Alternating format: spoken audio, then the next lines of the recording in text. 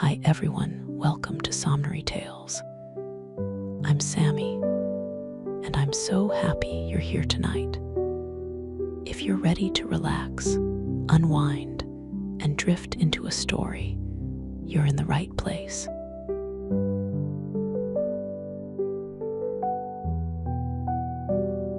Chapter 1. Down the rabbit hole, Alice was beginning to get very tired of sitting by her sister on the bank and of having nothing to do. Once or twice, she had peeped into the book her sister was reading, but it had no pictures or conversations in it. And what is the use of a book, thought Alice, without pictures or conversations? So she was considering in her own mind, as well as she could, for the hot day made her feel very sleepy and stupid, whether the pleasure of making a daisy chain would be worth the trouble of getting up and picking the daisies, when suddenly a white rabbit with pink eyes ran close by her.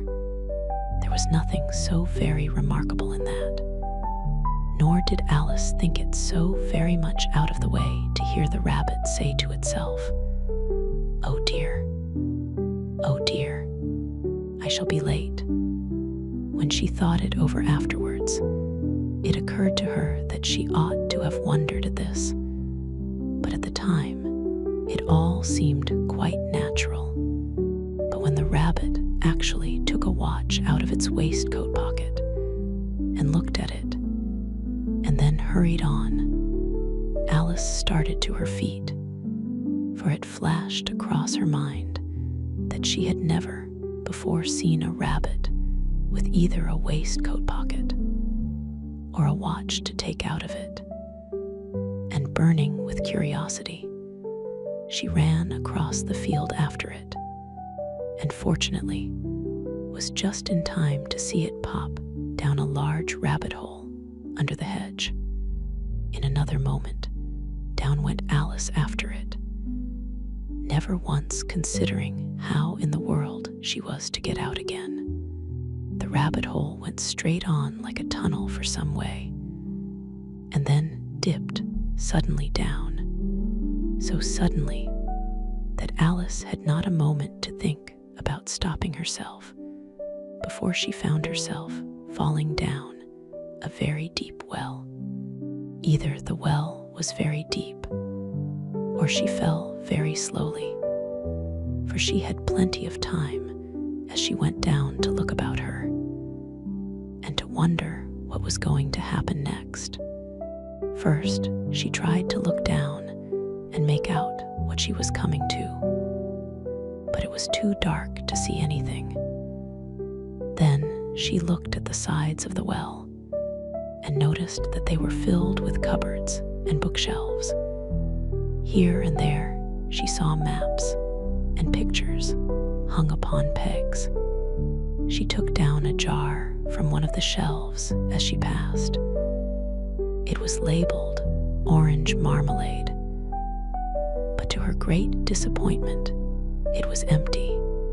She did not like to drop the jar for fear of killing somebody underneath, so managed to put it into one of the cupboards as she fell past it. Well, thought Alice to herself, after such a fall as this, I shall think nothing of tumbling downstairs. How brave they'll all think me at home. Why, I wouldn't say anything about it, even if I fell off the top of the house, which was very likely true. Down, down, down. Would the fall never come to an end? I wonder how many miles I've fallen by this time, she said aloud. I must be getting somewhere near the center of the earth. Let me see. That would be 4,000 miles down, I think. For, you see, Alice had learnt several things of this sort in her lessons in the schoolroom, and though this was not a very good opportunity for showing off her knowledge, as as there was no one to listen to her. Still, it was good practice to say it over. Yes, that's about the right distance. But then, I wonder what latitude or longitude I've got to. Alice had no idea what latitude was, or longitude either, but thought they were nice grand words to say.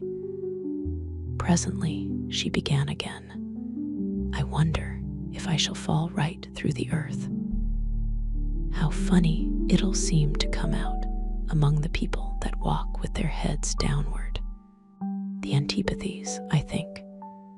She was rather glad there was no one listening this time, as it didn't sound at all the right word. But I shall have to ask them what the name of the country is. You know, please, ma'am, is this New Zealand or Australia? And she tried to curtsy as she spoke. Fancy curtsying as you're falling through the air. Do you think you could manage it? And what an ignorant little girl she'll think me for asking. No, it'll never do to ask. Perhaps I shall see it written up somewhere. Down, down, down. There was nothing else to do, so Alice soon began talking again. Dinah'll miss me very much tonight, I should think. Dinah was the cat.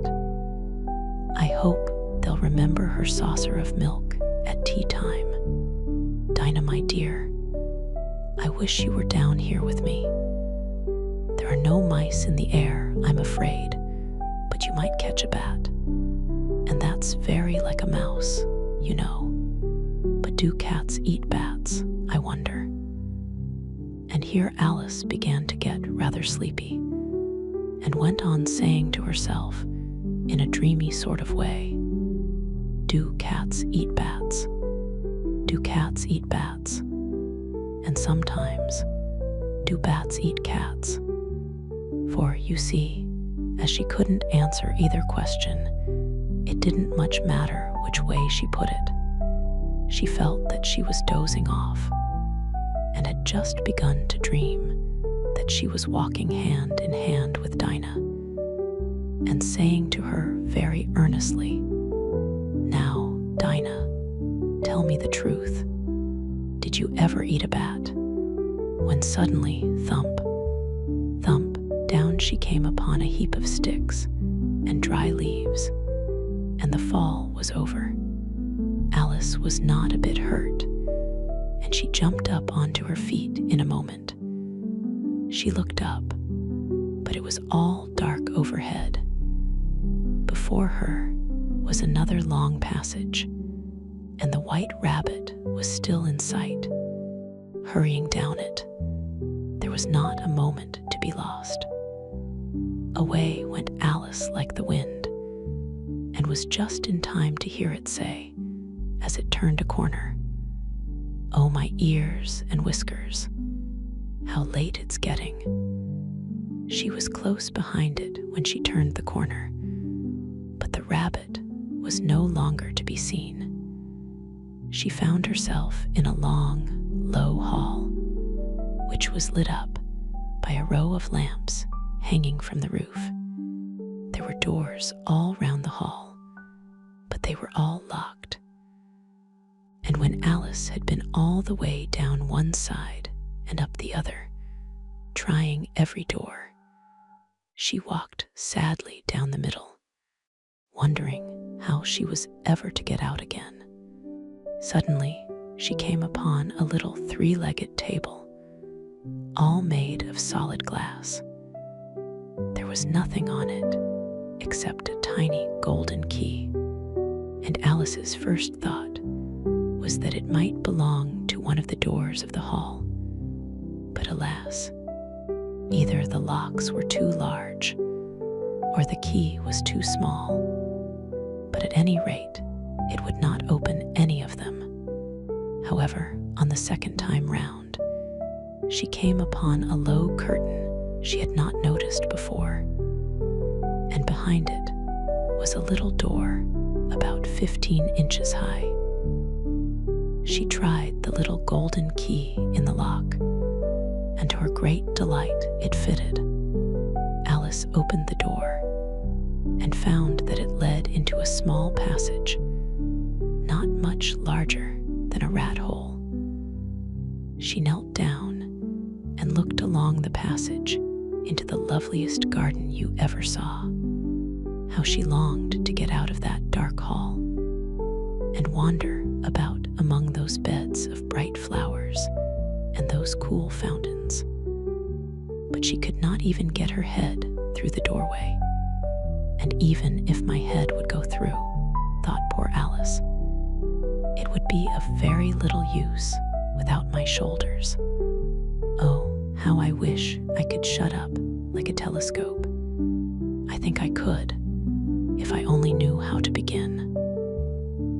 For, you see, so many out-of-the-way things had happened lately that Alice had begun to think that very few things indeed were really impossible. There seemed to be no use in waiting by the little door.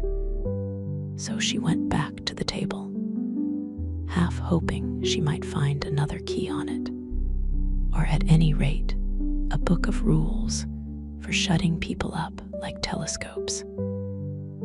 This time, she found a little bottle on it, which certainly was not here before, said Alice. And round the neck of the bottle was a paper label with the words "Drink ME" beautifully printed on it in large letters. It was all very well to say, "Drink me," but the wise little Alice was not going to do that in a hurry. "No, I'll look first," she said, "and see whether it's marked poison or not." For she had read several nice little histories about children who had got burnt and eaten up by wild beasts and other unpleasant things, all because they would not remember the simple rules their friends had taught them, such as that a red-hot poker will burn you if you hold it too long, and that if you cut your finger very deeply with a knife, it usually bleeds. And she had never forgotten that if you drink much from a bottle marked poison, it is almost certain to disagree with you sooner or later. However, this bottle was not marked poison, so Alice ventured to taste it, and finding it very nice, it had, in fact, a sort of mixed flavor of cherry tart, custard, pineapple, roast turkey, toffee, and hot buttered toast. She very soon finished it off. "What a curious feeling," said Alice. "I must be shutting up like a telescope." And so it was indeed. She was now only 10 inches high, and her face brightened up at the thought that she was now the right size for going through the little door into that lovely garden. First, however, she waited for a few minutes to see if she was going to shrink any further. She felt a little nervous about this, for it might end, you know, said Alice to herself, in my going out altogether like a candle. I wonder what I should be like then. And she tried to fancy what the flame of a candle is like after the candle is blown out, for she could not remember ever having seen such a thing. After a while, finding that nothing more happened, she decided on going into the garden at once. But alas for poor Alice, when she got to the door, she found she had forgotten the little golden key, and when she went back to the table for it, she found she could not possibly reach it. She could see it quite plainly through the glass, and she tried her best to climb up one of the legs of the table, but it was too slippery, And when she had tired herself out with trying, the poor little thing sat down and cried. "Come, there's no use in crying like that," said Alice to herself, rather sharply. "I advise you to leave off this minute." She generally gave herself very good advice, though she very seldom followed it. And sometimes she scolded herself so severely as to bring tears into her eyes. And once she remembered trying to box her own ears for having cheated herself in a game of croquet she was playing against herself. For this curious child was very fond of pretending to be two people. But it's no use now, thought poor Alice, to pretend to be two people. Why, there's hardly enough of me left to make one respectable person. Soon her eye fell on a little glass box that was lying under the table. She opened it and found in it a very small cake on which the words "Eat Emmy" were beautifully marked in currants. "Well, I'll eat it," said Alice, "and if it makes me grow larger, I can reach the key. And if it makes me grow smaller, I can creep under the door. So either way, I'll get into the garden, and I don't care which happens." She ate a little bit and said anxiously to herself, "Which way? Which way?" holding her hand on the top of her head to feel which way it was growing. And she was quite surprised to find that she remained the same size. To be sure, this generally happens when one eats cake. But Alice had got so much into the way of expecting nothing but out of the way things to happen that it seemed quite dull and stupid for life to go on in the common way. So she set to work and very soon finished off the cake. Chapter 2. The Pool of Tears, Curiouser and Curiouser, cried Alice. She was so much surprised that for the moment she quite forgot how to speak good English. "Now I'm opening out like the largest telescope that ever was. Goodbye, feet." For when she looked down at her feet, they seemed to be almost out of sight. They were getting so far off. "Oh, my poor little feet. I wonder who will put on your shoes and stockings for you now, dears. I'm sure I shan't be able. I shall be a great deal too far off to trouble myself about you. You must manage the best way you can, but I must be kind to them," thought Alice. "Or perhaps they won't walk the way I want to go. Let me see. I'll give them a new pair of boots every Christmas." And she went on planning to herself how she would manage it. They must go by the carrier, she thought, and how funny it'll seem sending presents to one's own feet, and how odd the directions will look. Alice's right foot, Esquire hearthrug, near the fender, with Alice's love. Oh dear, what nonsense I'm talking. Just then, her head struck against the roof of the hall. In fact, she was now more than 9 feet high, and she at once took up the little golden key and hurried off to the garden door. Poor Alice. It was as much as she could do, lying down on one side to look through into the garden with one eye. But to get through was more hopeless than ever. She sat down and began to cry again. "You ought to be ashamed of yourself," said Alice. "A great girl like you." She might well say this. "To go on crying in this way. Stop this moment, I tell you." But she went on all the same, shedding gallons of tears, until there was a large pool all round her, about 4 inches deep and reaching half down the hall. After a time, she heard a little pattering of feet in the distance, and she hastily dried her eyes to see what was coming. It was the White Rabbit returning, splendidly dressed, with a pair of white kid gloves in one hand and a large fan in the other. He came trotting along in a great hurry, muttering to himself as he came, "Oh, the Duchess, oh, won't she be savage if I've kept her waiting?" Alice felt so desperate that she was ready to ask help of anyone. So, when the rabbit came near her, she began, in a low, timid voice, "If you please."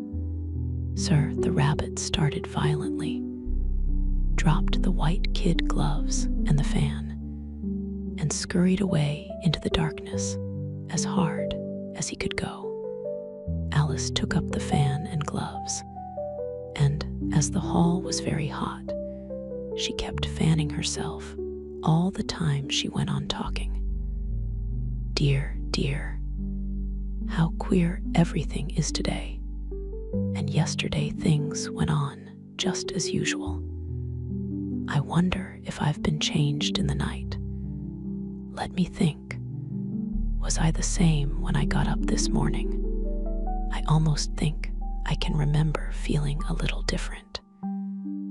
But if I'm not the same, the next question is, who in the world am I? Ah, that's the great puzzle." And she began thinking over all the children she knew that were of the same age as herself, to see if she could have been changed for any of them. "I'm sure I'm not Ada," she said, "for her hair goes in such long ringlets, and mine doesn't go in ringlets at all.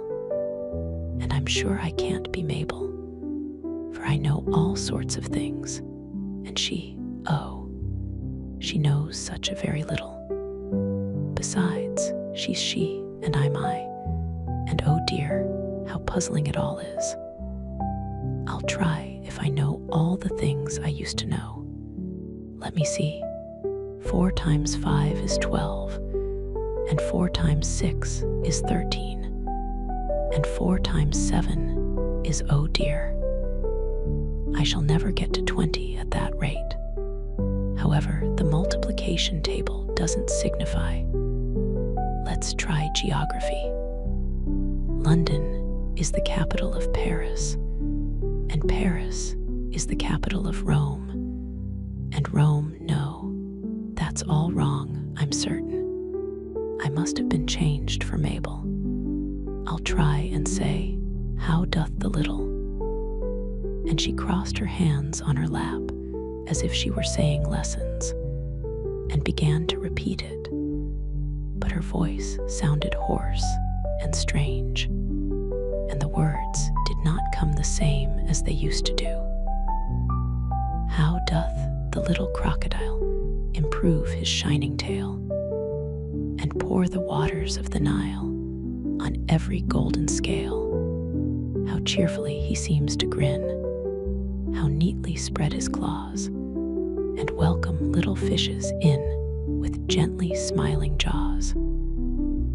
I'm sure those are not the right words, said poor Alice, and her eyes filled with tears again as she went on. I must be Mabel after all, and I shall have to go and live in that poky little house, and have next to no toys to play with, and oh, ever so many lessons to learn.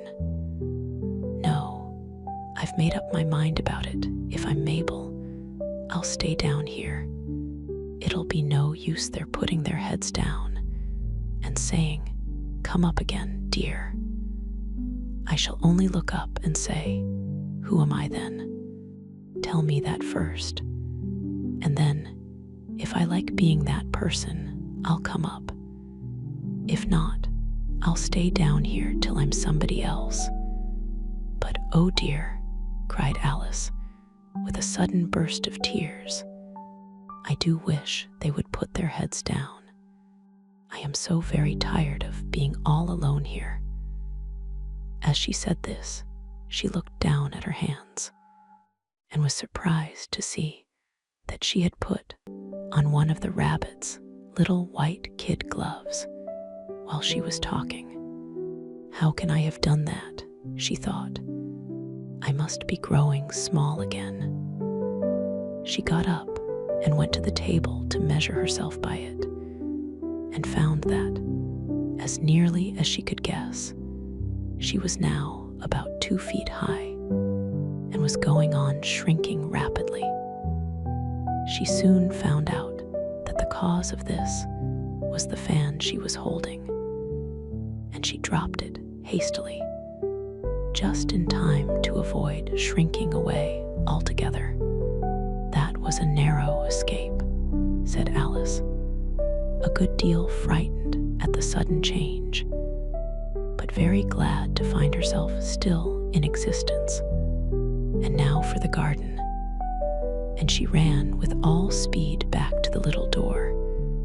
But alas, the little door was shut again, and the little golden key was lying on the glass table as before. "And things are worse than ever," thought the poor child, "for I never was so small as this before. Never, and I declare it's too bad that it is." As she said these words, her foot slipped, and in another moment, splash, she was up to her chin in salt water. Her first idea was that she had somehow fallen into the sea. "And in that case, I can go back by railway," she said to herself. Alice had been to the seaside once in her life, and had come to the general conclusion that wherever you go to on the English coast, you find a number of bathing machines in the sea, some children digging in the sand with wooden spades, then a row of lodging houses, and behind them a railway station. However, she soon made out that she was in the pool of tears which she had wept when she was 9 feet high. "I wish I hadn't cried so much," said Alice, as she swam about, trying to find her way out. "I shall be punished for it now, I suppose, by being drowned in my own tears. That will be a queer thing, to be sure. However, everything is queer today." Just then, she heard something splashing about in the pool a little way off, and she swam nearer to make out what it was. At first, she thought it must be a walrus or hippopotamus, but then she remembered how small she was now, and she soon made out that it was only a mouse that had slipped in like herself. Would it be of any use now, thought Alice, to speak to this mouse? Everything is so out of the way down here that I should think very likely it can talk. At any rate, there's no harm in trying. So she began. "Oh, mouse, do you know the way out of this pool? I am very tired of swimming about here. Oh, mouse." Alice thought this must be the right way of speaking to a mouse. She had never done such a thing before, but she remembered having seen in her brother's Latin grammar, "A mouse of a mouse, to a mouse, oh mouse." The mouse looked at her rather inquisitively, and seemed to her to wink with one of its little eyes, but it said nothing. "Perhaps it doesn't understand English," thought Alice. "I dare say it's a French mouse, come over with William the Conqueror." For, with all her knowledge of history, Alice had no very clear notion how long ago anything had happened. So she began again. Où est ma chat? Which was the first sentence in her French lesson book. The mouse gave a sudden leap out of the water and seemed to quiver all over with fright. "Oh, I beg your pardon," cried Alice hastily, afraid that she had hurt the poor animal's feelings. "I quite forgot you didn't like cats." "Not like cats," cried the mouse in a shrill, passionate voice. "Would you like cats if you were me?" "Well, perhaps not," said Alice in a soothing tone. "Don't be angry about it. And yet, I wish I could show you our cat Dinah. I think you'd take a fancy to cats if you could only see her. She is such a dear, quiet thing," Alice went on, half to herself, as she swam lazily about in the pool. "And she sits purring so nicely by the fire, licking her paws and washing her face. And she is such a nice, soft thing to nurse. And she's such a capital one for catching mice." "Oh, I beg your pardon," cried Alice again, for this time the mouse was bristling all over, and she felt certain it must be really offended. "We won't talk about her any more if you'd rather not." "We indeed," cried the mouse, who was trembling down to the end of his tail. "As if I would talk on such a subject. Our family always hated cats. Nasty, low, vulgar things. Don't let me hear the name again." "I won't indeed," said Alice, in a great hurry to change the subject of conversation. Are you fond of dogs?" The mouse did not answer, so Alice went on eagerly. "There is such a nice little dog near our house I should like to show you. A little bright-eyed terrier, you know, with such long curly brown hair. And it'll fetch things when you throw them. And it'll sit up and beg for its dinner. And all sorts of things. I can't remember half of them. And it belongs to a farmer, you know.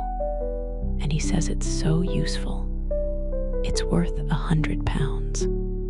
He says it kills all the rats. And oh dear," cried Alice in a sorrowful tone, "I'm afraid I've offended it again."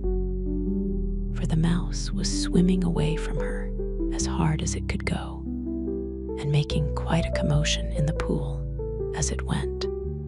So she called softly after it, "Mouse dear, do come back again. And we won't talk about cats or dogs either, if you don't like them." When the mouse heard this, it turned round and swam slowly back to her. Its face was quite pale with passion, Alice thought, and it said in a low, trembling voice, "Let us get to the shore, and then I'll tell you my history, and you'll understand why it is I hate cats and dogs." It was high time to go, for the pool was getting quite crowded with the birds and animals that had fallen into it. There were a duck and a dodo, a lory and an eaglet, and several other curious creatures. Alice led the way, and the whole party swam to the shore. Chapter 3. A caucus race and a long tail. They were indeed a queer-looking party that assembled on the bank, the birds with draggled feathers, the animals with their fur clinging close to them, and all dripping wet, cross, and uncomfortable. The first question, of course, was how to get dry again. They had a consultation about this, and after a few minutes, it seemed quite natural to Alice to find herself talking familiarly with them, as if she had known them all her life. Indeed, she had quite a long argument with the Lhari, who at last turned sulky and would only say, "I am older than you and must know better." And this Alice would not allow without knowing how old it was. And as the Lhari positively refused to tell its age, there was no more to be said. At last the mouse, who seemed to be a person of authority among them, called out, "Sit down, all of you, and listen to me. I'll soon make you dry enough." They all sat down at once in a large ring with the mouse in the middle. Alice kept her eyes anxiously fixed on it, for she felt sure she would catch a bad cold if she did not get dry very soon. "Ahem," said the mouse with an important air. "Are you all ready? This is the driest thing I know. Silence all round, if you please. William the Conqueror, whose cause was favored by the Pope, was soon submitted to by the English, who wanted leaders, and had been of late much accustomed to usurpation and conquest. Edwin and Morcar, the Earls of Mercia and Northumbria." Said the Lhari, with a shiver. "I beg your pardon," said the mouse, frowning, but very politely. "Did you speak?" "Not I," said the Lhari hastily. "I thought you did," said the mouse. "I proceed. Edwin and Morcar, the Earls of Mercia and Northumbria, declared for him, and even Stigand, the patriotic Archbishop of Canterbury, found it advisable." "Found what?" said the duck. "Found it," the mouse replied rather crossly. "Of course you know what it means." "I know what it means well enough when I find a thing," said the duck. "It's generally a frog or a worm. The question is, what did the Archbishop find?" The mouse did not notice this question, but hurriedly went on. "Found it advisable to go with Edgar Atheling to meet William and offer him the crown. William's conduct at first was moderate, but the insolence of his Normans— How are you getting on now, my dear?" it continued, turning to Alice as it spoke. "As wet as ever," said Alice in a melancholy tone. "It doesn't seem to dry me at all." "In that case," said the dodo solemnly, rising to its feet, "I move that the meeting adjourn for the immediate adoption of more energetic remedies." "Speak English," said the eaglet. "I don't know the meaning of half those long words, and what's more, I don't believe you do either." And the eaglet bent down its head to hide a smile. Some of the other birds tittered audibly.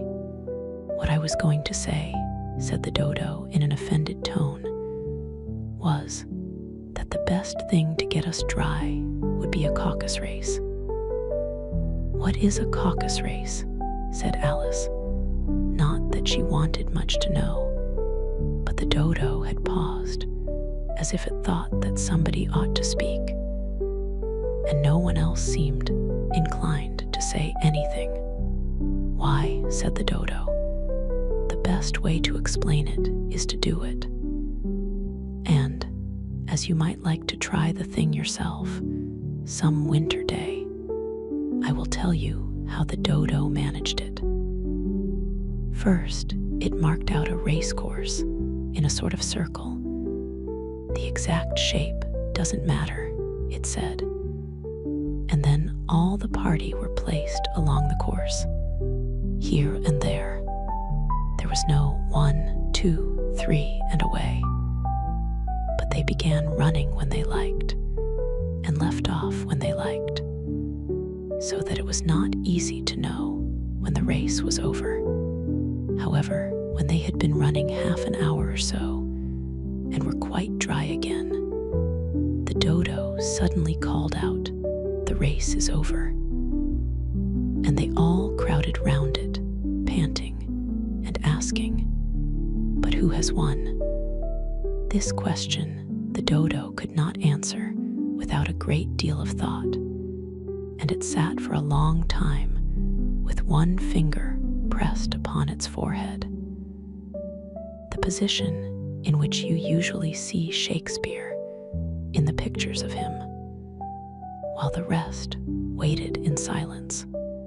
At last the dodo said, "Everybody has won, and all must have prizes." "But who is to give the prizes?" quite a chorus of voices asked. "Why, she, of course," said the dodo, pointing to Alice with one finger, and the whole party at once crowded round her, calling out in a confused way, "Prizes, prizes." Alice had no idea what to do, and in despair, she put her hand in her pocket and pulled out a box of comfits. Luckily, the salt water had not got into it, and handed them round as prizes. There was exactly one apiece, all round. "But she must have a prize herself, you know," said the mouse. "Of course," the dodo replied very gravely. "What else have you got in your pocket?" he went on, turning to Alice. "Only a thimble," said Alice sadly. "Hand it over here," said the dodo. Then they all crowded round her once more, while the dodo solemnly presented the thimble, saying, "We beg your acceptance of this elegant thimble." And when it had finished this short speech, they all cheered. Alice thought the whole thing very absurd, but they all looked so grave that she did not dare to laugh. And as she could not think of anything to say, she simply bowed and took the thimble, looking as solemn as she could. The next thing was to eat the comfits. This caused some noise and confusion, as the large birds complained that they could not taste theirs, and the small ones choked and had to be patted on the back. However, it was over at last, and they sat down again in a ring and begged the mouse to tell them something more. "You promised to tell me your history, you know," said Alice, "and why it is you hate C and D." She added in a whisper, half afraid that it would be offended again. "Mine is a long and a sad tale," said the mouse, turning to Alice and sighing. "It is a long tale, certainly," said Alice, looking down with wonder at the mouse's tail. "But why do you call it sad?" And she kept on puzzling about it while the mouse was speaking, so that her idea of the tale was something like this. Fury said to a mouse that he met in the house, "Let us both go to law. I will prosecute you. Come, I'll take no denial. We must have a trial. For really this morning I've nothing to do."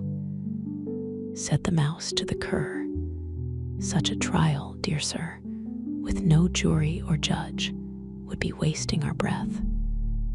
"I'll be judge. I'll be jury," said cunning old Fury. "I'll try the whole cause and condemn you to death." "You are not attending," said the mouse to Alice severely. "What are you thinking of?" "I beg your pardon," said Alice very humbly. "You had got to the fifth bend, I think." "I had not," cried the mouse, sharply and very angrily. "A knot," said Alice, always ready to make herself useful, and looking anxiously about her. "Oh, do let me help to undo it." "I shall do nothing of the sort," said the mouse, getting up and walking away. "You insult me by talking such nonsense." "I didn't mean it," pleaded poor Alice. "But you're so easily offended, you know." The mouse only growled in reply. "Please come back and finish your story." Alice called after it, and the others all joined in chorus. "Yes, please do." But the mouse only shook its head impatiently and walked a little quicker. "What a pity it wouldn't stay," sighed the lorry, as soon as it was quite out of sight. And an old crab took the opportunity of saying to her daughter, "Ah, my dear, let this be a lesson to you never to lose your temper." "Hold your tongue, Ma," said the young crab, a little snappishly. "You're enough to try the patience of an oyster." "I wish I had our Dinah here. I know I do," said Alice aloud, addressing nobody in particular. She'd soon fetch it back. "And who is Dinah, if I might venture to ask the question?" said the lorry. Alice replied eagerly, for she was always ready to talk about her pet. "Dinah's our cat, and she's such a capital one for catching mice you can't think. And oh, I wish you could see her after the birds. Why, she'll eat a little bird as soon as look at it." This speech caused a remarkable sensation among the party. Some of the birds hurried off at once. One old magpie began wrapping itself up very carefully, remarking, "I really must be getting home. The night air doesn't suit my throat."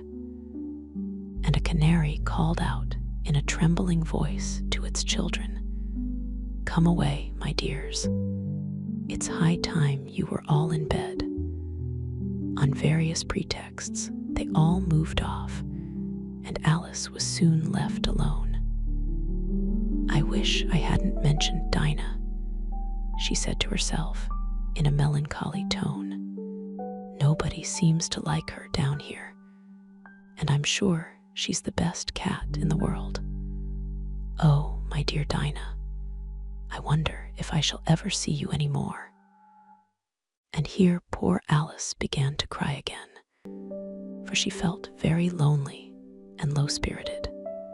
In a little while, however, she again heard a little pattering of footsteps in the distance, and she looked up eagerly, half hoping that the mouse had changed his mind and was coming back to finish his story. Chapter 4. The rabbit sends in a little bill. It was the white rabbit, trotting slowly back again and looking anxiously about as it went, as if it had lost something. And she heard it muttering to itself, "The Duchess, the Duchess. Oh, my dear paws. Oh, my fur and whiskers. She'll get me executed, as sure as ferrets are ferrets. Where can I have dropped them, I wonder?"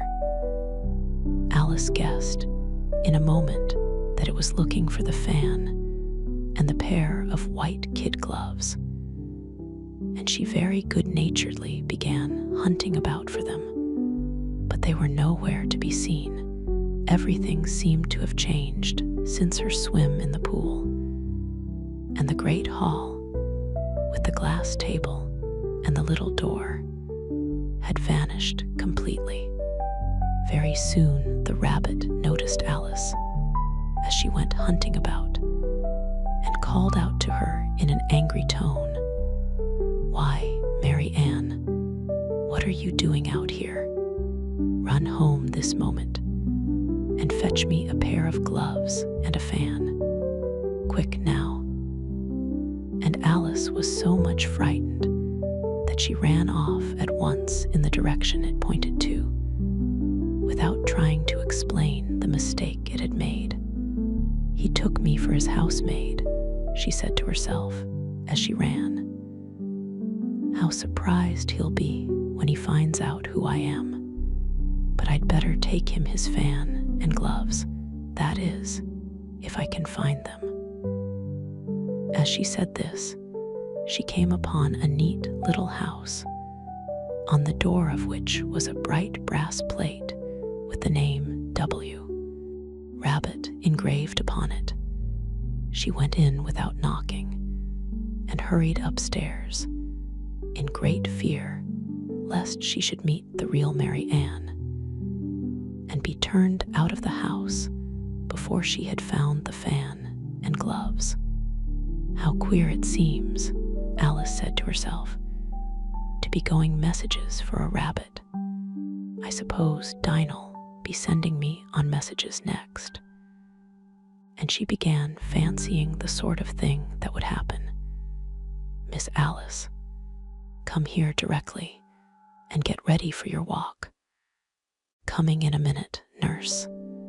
But I've got to see that the mouse doesn't get out. Only I don't think," Alice went on, "that they'd let Dinah stop in the house if it began ordering people about like that." By this time, she had found her way into a tidy little room with a table in the window, and on it, as she had hoped, a fan, and 2 or 3 pairs of tiny white kid gloves. She took up the fan and a pair of the gloves, and was just going to leave the room when her eye fell upon a little bottle that stood near the looking-glass. There was no label this time with the words "Drink ME," but nevertheless, she uncorked it and put it to her lips. "I know something interesting is sure to happen," she said to herself, "whenever I eat or drink anything. So I'll just see what this bottle does. I do hope it'll make me grow large again, for really, I'm quite tired of being such a tiny little thing." It did so indeed, and much sooner than she had expected. Before she had drunk half the bottle, she found her head pressing against the ceiling and had to stoop to save her neck from being broken. She hastily put down the bottle, saying to herself, "That's quite enough. I hope I shan't grow any more as it is. I can't get out at the door. I do wish I hadn't drunk quite so much." Alas, it was too late to wish that. She went on growing and growing, and very soon had to kneel down on the floor. In another minute, there was not even room for this, and she tried the effect of lying down with one elbow against the door and the other arm curled round her head. Still she went on growing, and as a last resource, she put one arm out of the window and one foot up the chimney and said to herself, "Now I can do no more, whatever happens. What will become of me?" Luckily for Alice, the little magic bottle had now had its full effect, and she grew no larger.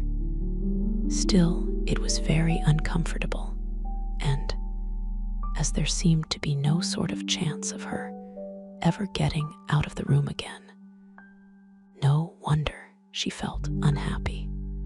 It was much pleasanter at home, thought poor Alice, when one wasn't always growing larger and smaller and being ordered about by mice and rabbits. I almost wish I hadn't gone down that rabbit hole. And yet, it's rather curious, you know, this sort of life. I do wonder what can have happened to me. When I used to read fairy tales, I fancied that kind of thing never happened. And now here I am in the middle of one.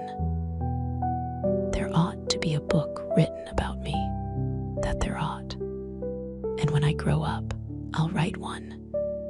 But I'm grown up now, she added in a sorrowful tone. At least there's no room to grow up anymore here. But then, thought Alice, shall I never get any older than I am now? That'll be a comfort. One way never to be an old woman, but then always to have lessons to learn. Oh, I shouldn't like that. Oh, you foolish Alice, she answered herself. How can you learn lessons in here? Why, there's hardly room for you, and no room at all for any lesson books. And so she went on, taking first one side and then the other, and making quite a conversation of it altogether. But after a few minutes, she heard a voice outside and stopped to listen. Mary Ann, said the voice, fetch me my gloves this moment. Then came a little pattering of feet on the stairs. Alice knew it was the rabbit coming to look for her, and she trembled till she shook the house, quite forgetting that she was now about 1,000 times as large as the rabbit, and had no reason to be afraid of it. Presently the rabbit came up to the door and tried to open it, but as the door opened inwards and Alice's elbow was pressed hard against it, that attempt proved a failure. Alice heard it say to itself, then I'll go round and get in at the window. That you woe, thought Alice, and after waiting till she fancied she heard the rabbit just under the window, she suddenly spread out her hand and made a snatch in the air. She did not get hold of anything, but she heard a little shriek and a fall and a crash of broken glass, from which she concluded that it was just possible it had fallen into a cucumber frame, or something of the sort. Next came an angry voice, the rabbit's. Pat, Pat, where are you? And then a voice she had never heard before. Sure then, I'm here. Digging for apples, your honor. Digging for apples, indeed, said the rabbit angrily. Here, come and help me out of this. Sounds of more broken glass. Now tell me, Pat, what's that in the window? Sure, it's an arm, your honor. He pronounced it a rum. An arm, you goose. Who ever saw one that size? Why, it fills the whole window. Sure, it does, your honor. But it's an arm for all that. Well, it's got no business there, at any rate. Go and take it away. There was a long silence after this, and Alice could only hear whispers now and then, such as, sure, I don't like it, your honor, at all, at all. Do as I tell you, you coward. And at last she spread out her hand again and made another snatch in the air. This time there were two little shrieks and more sounds of broken glass. What a number of cucumber frames there must be, thought Alice. I wonder what they'll do next. As for pulling me out of the window, I only wish they could. I'm sure I don't want to stay in here any longer. She waited for some time without hearing anything more. At last came a rumbling of little cartwheels and the sound of a good many voices all talking together. She made out the words, "Where's the other ladder? Why, I hadn't to bring but one. Bill's got the other bill. Fetch it here, lad. Here, put 'em up at this corner, no. Tie 'em together first. They don't reach half high enough yet, oh. They'll do well enough, don't be particular. Here, Bill. Catch hold of this rope will the roof bear. Mind that loose slate. Oh, it's coming down. Heads below. A loud crash. Now, who did that? It was Bill, I fancy. Who's to go down the chimney? Nay, I shan't. You do it. That I won't then. Bill's to go down here, Bill. The master says you're to go down the chimney. Oh, so Bill's got to come down the chimney, has he? Said Alice to herself. Shy, they seem to put everything upon Bill.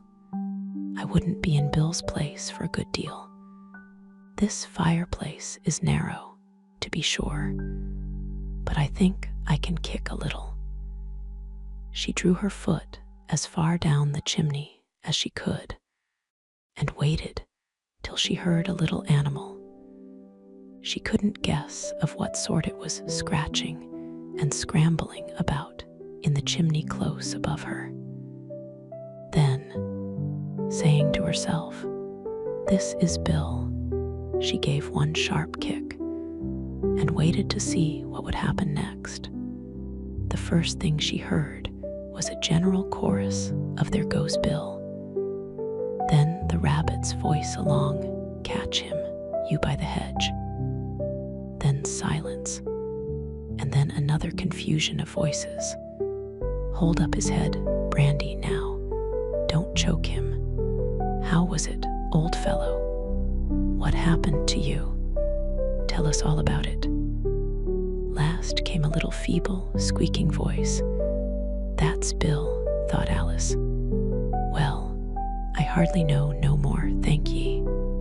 I'm better now, but I'm a deal too flustered to tell you. All I know is something comes at me like a jack-in-the-box, and up I goes like a skyrocket." "So you did, old fellow," said the others. "We must burn the house down," said the rabbit's voice, and Alice called out as loud as she could, "If you do, I'll set Dinah at you." There was a dead silence instantly, and Alice thought to herself, "I wonder what they will do next. If they had any sense, they'd take the roof off." After a minute or two, they began moving about again, and Alice heard the rabbit say, "A barrowful will do. To begin with." A barrowful of what? Thought Alice, but she had not long to doubt, for the next moment a shower of little pebbles came rattling in at the window, and some of them hit her in the face. "I'll put a stop to this," she said to herself, and shouted out, "You'd better not do that again," which produced another dead silence. Alice noticed with some surprise that the pebbles were all turning into little cakes as they lay on the floor, and a bright idea came into her head. "If I eat one of these cakes," she thought, "it's sure to make some change in my size, and as it can't possibly make me larger, it must make me smaller, I suppose." So she swallowed one of the cakes and was delighted to find that she began shrinking directly. As soon as she was small enough to get through the door, she ran out of the house and found quite a crowd of little animals and birds waiting outside. The poor little lizard, Bill, was in the middle, being held up by 2 guinea pigs who were giving it something out of a bottle. They all made a rush at Alice the moment she appeared, but she ran off as hard as she could and soon found herself safe in a thick wood. "The first thing I've got to do," said Alice to herself as she wandered about in the wood, "is to grow to my right size again. And the second thing is to find my way into that lovely garden. I think that will be the best plan." It sounded an excellent plan, no doubt. very neatly and simply arranged. The only difficulty was that she had not the smallest idea how to set about it. And while she was peering about anxiously among the trees, a little sharp bark just over her head made her look up in a great hurry. An enormous puppy was looking down at her with large round eyes and feebly stretching out one paw, trying to touch her. "Poor little thing," said Alice in a coaxing tone, and she tried hard to whistle to it.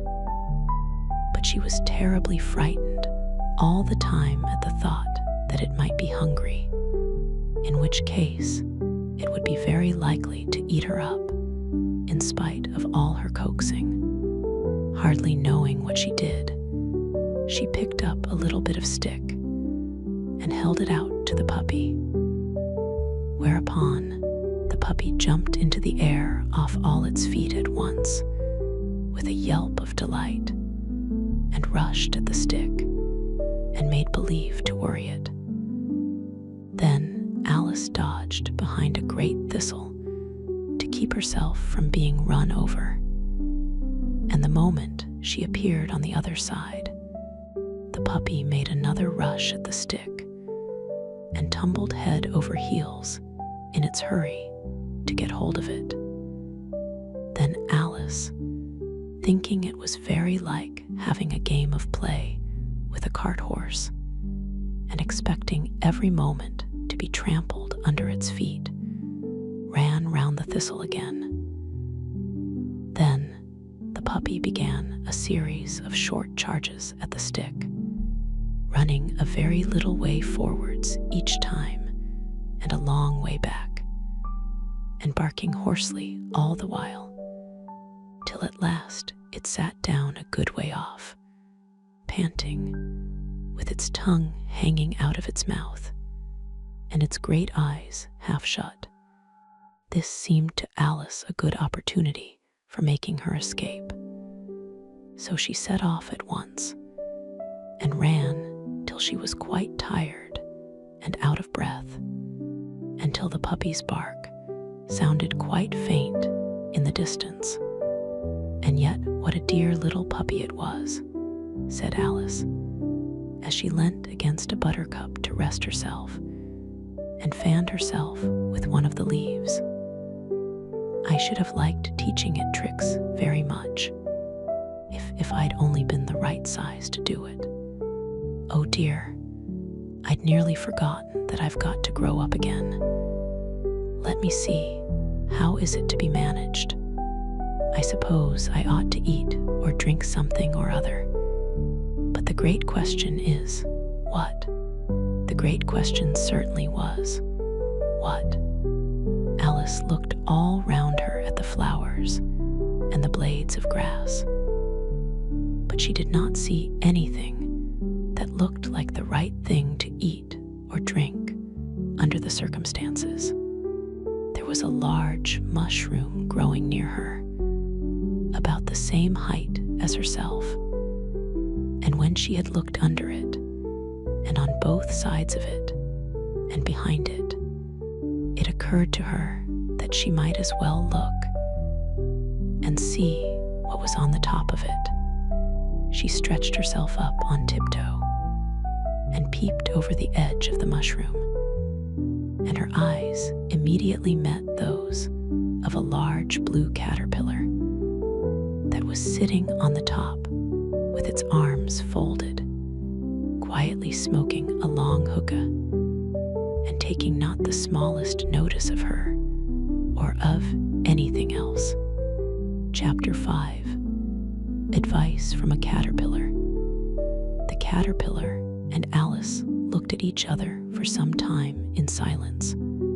At last, the caterpillar took the hookah out of its mouth and addressed her in a languid, sleepy voice. "Who are you?" said the caterpillar. This was not an encouraging opening for a conversation. Alice replied, rather shyly, I hardly know, sir, just at present. At least I know who I was when I got up this morning. But I think I must have been changed several times since then." "What do you mean by that?" said the caterpillar sternly. "Explain yourself."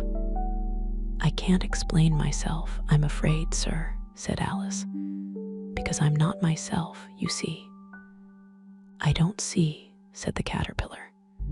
"I'm afraid I can't put it more clearly," Alice replied very politely, "for I can't understand it myself to begin with, and being so many different sizes in a day is very confusing." "It isn't," said the caterpillar. "Well, perhaps you haven't found it so yet," said Alice.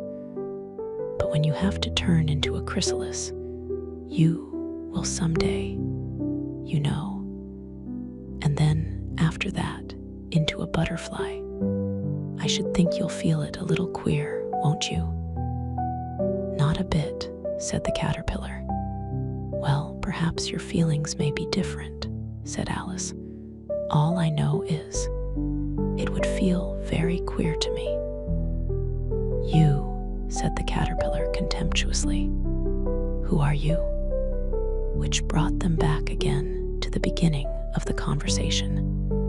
Alice felt a little irritated at the caterpillar's making such very short remarks, and she drew herself up and said, very gravely, "I think you ought to tell me who you are."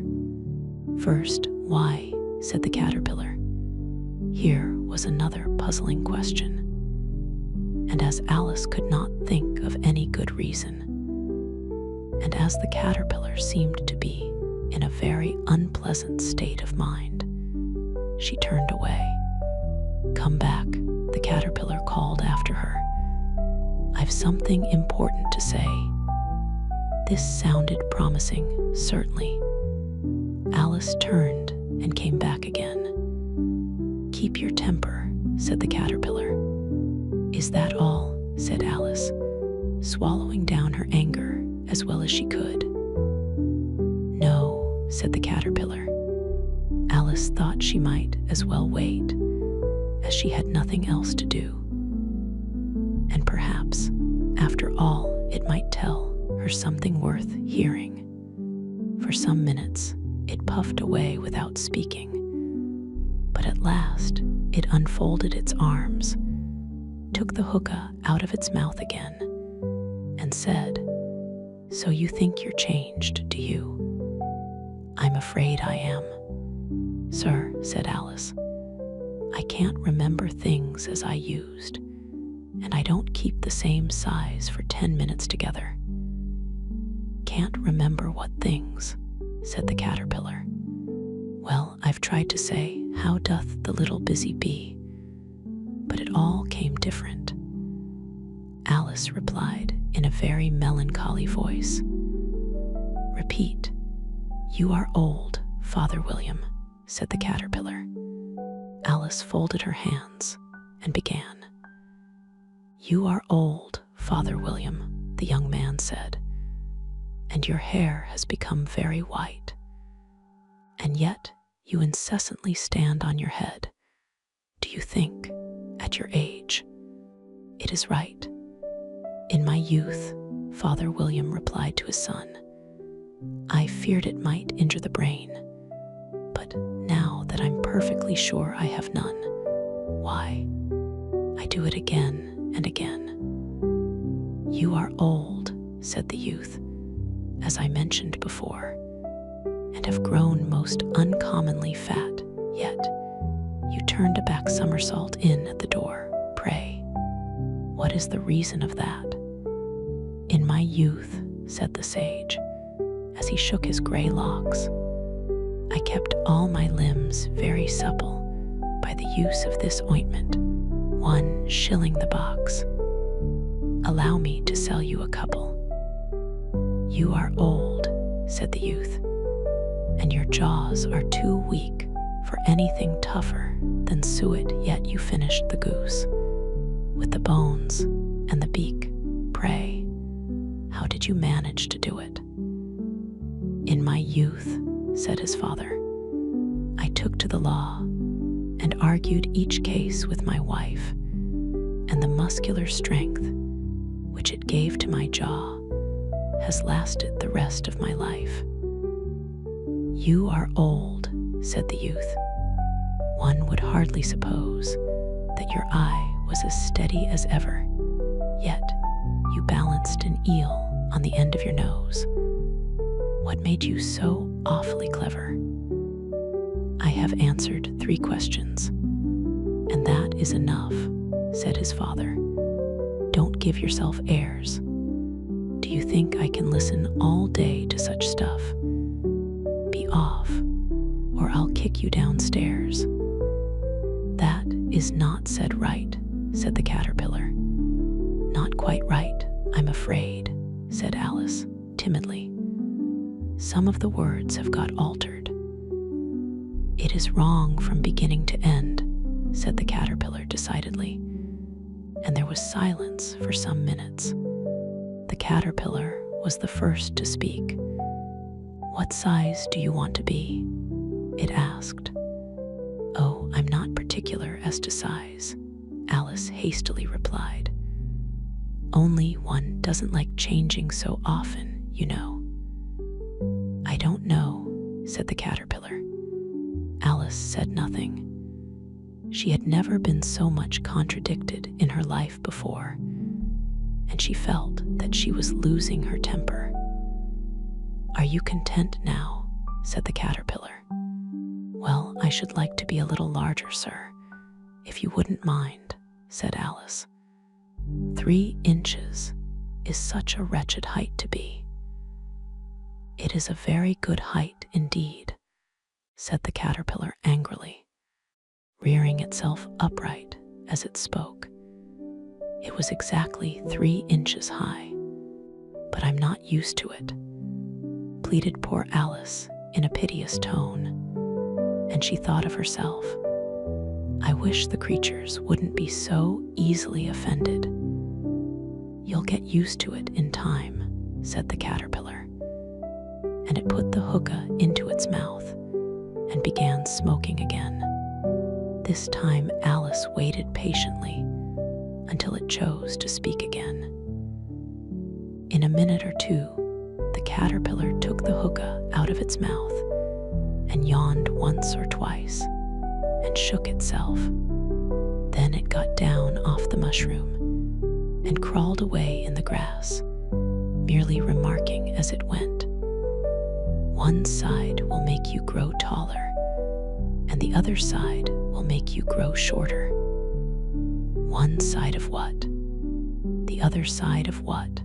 Thought Alice to herself. Of the mushroom, said the caterpillar, just as if she had asked it aloud, and in another moment it was out of sight.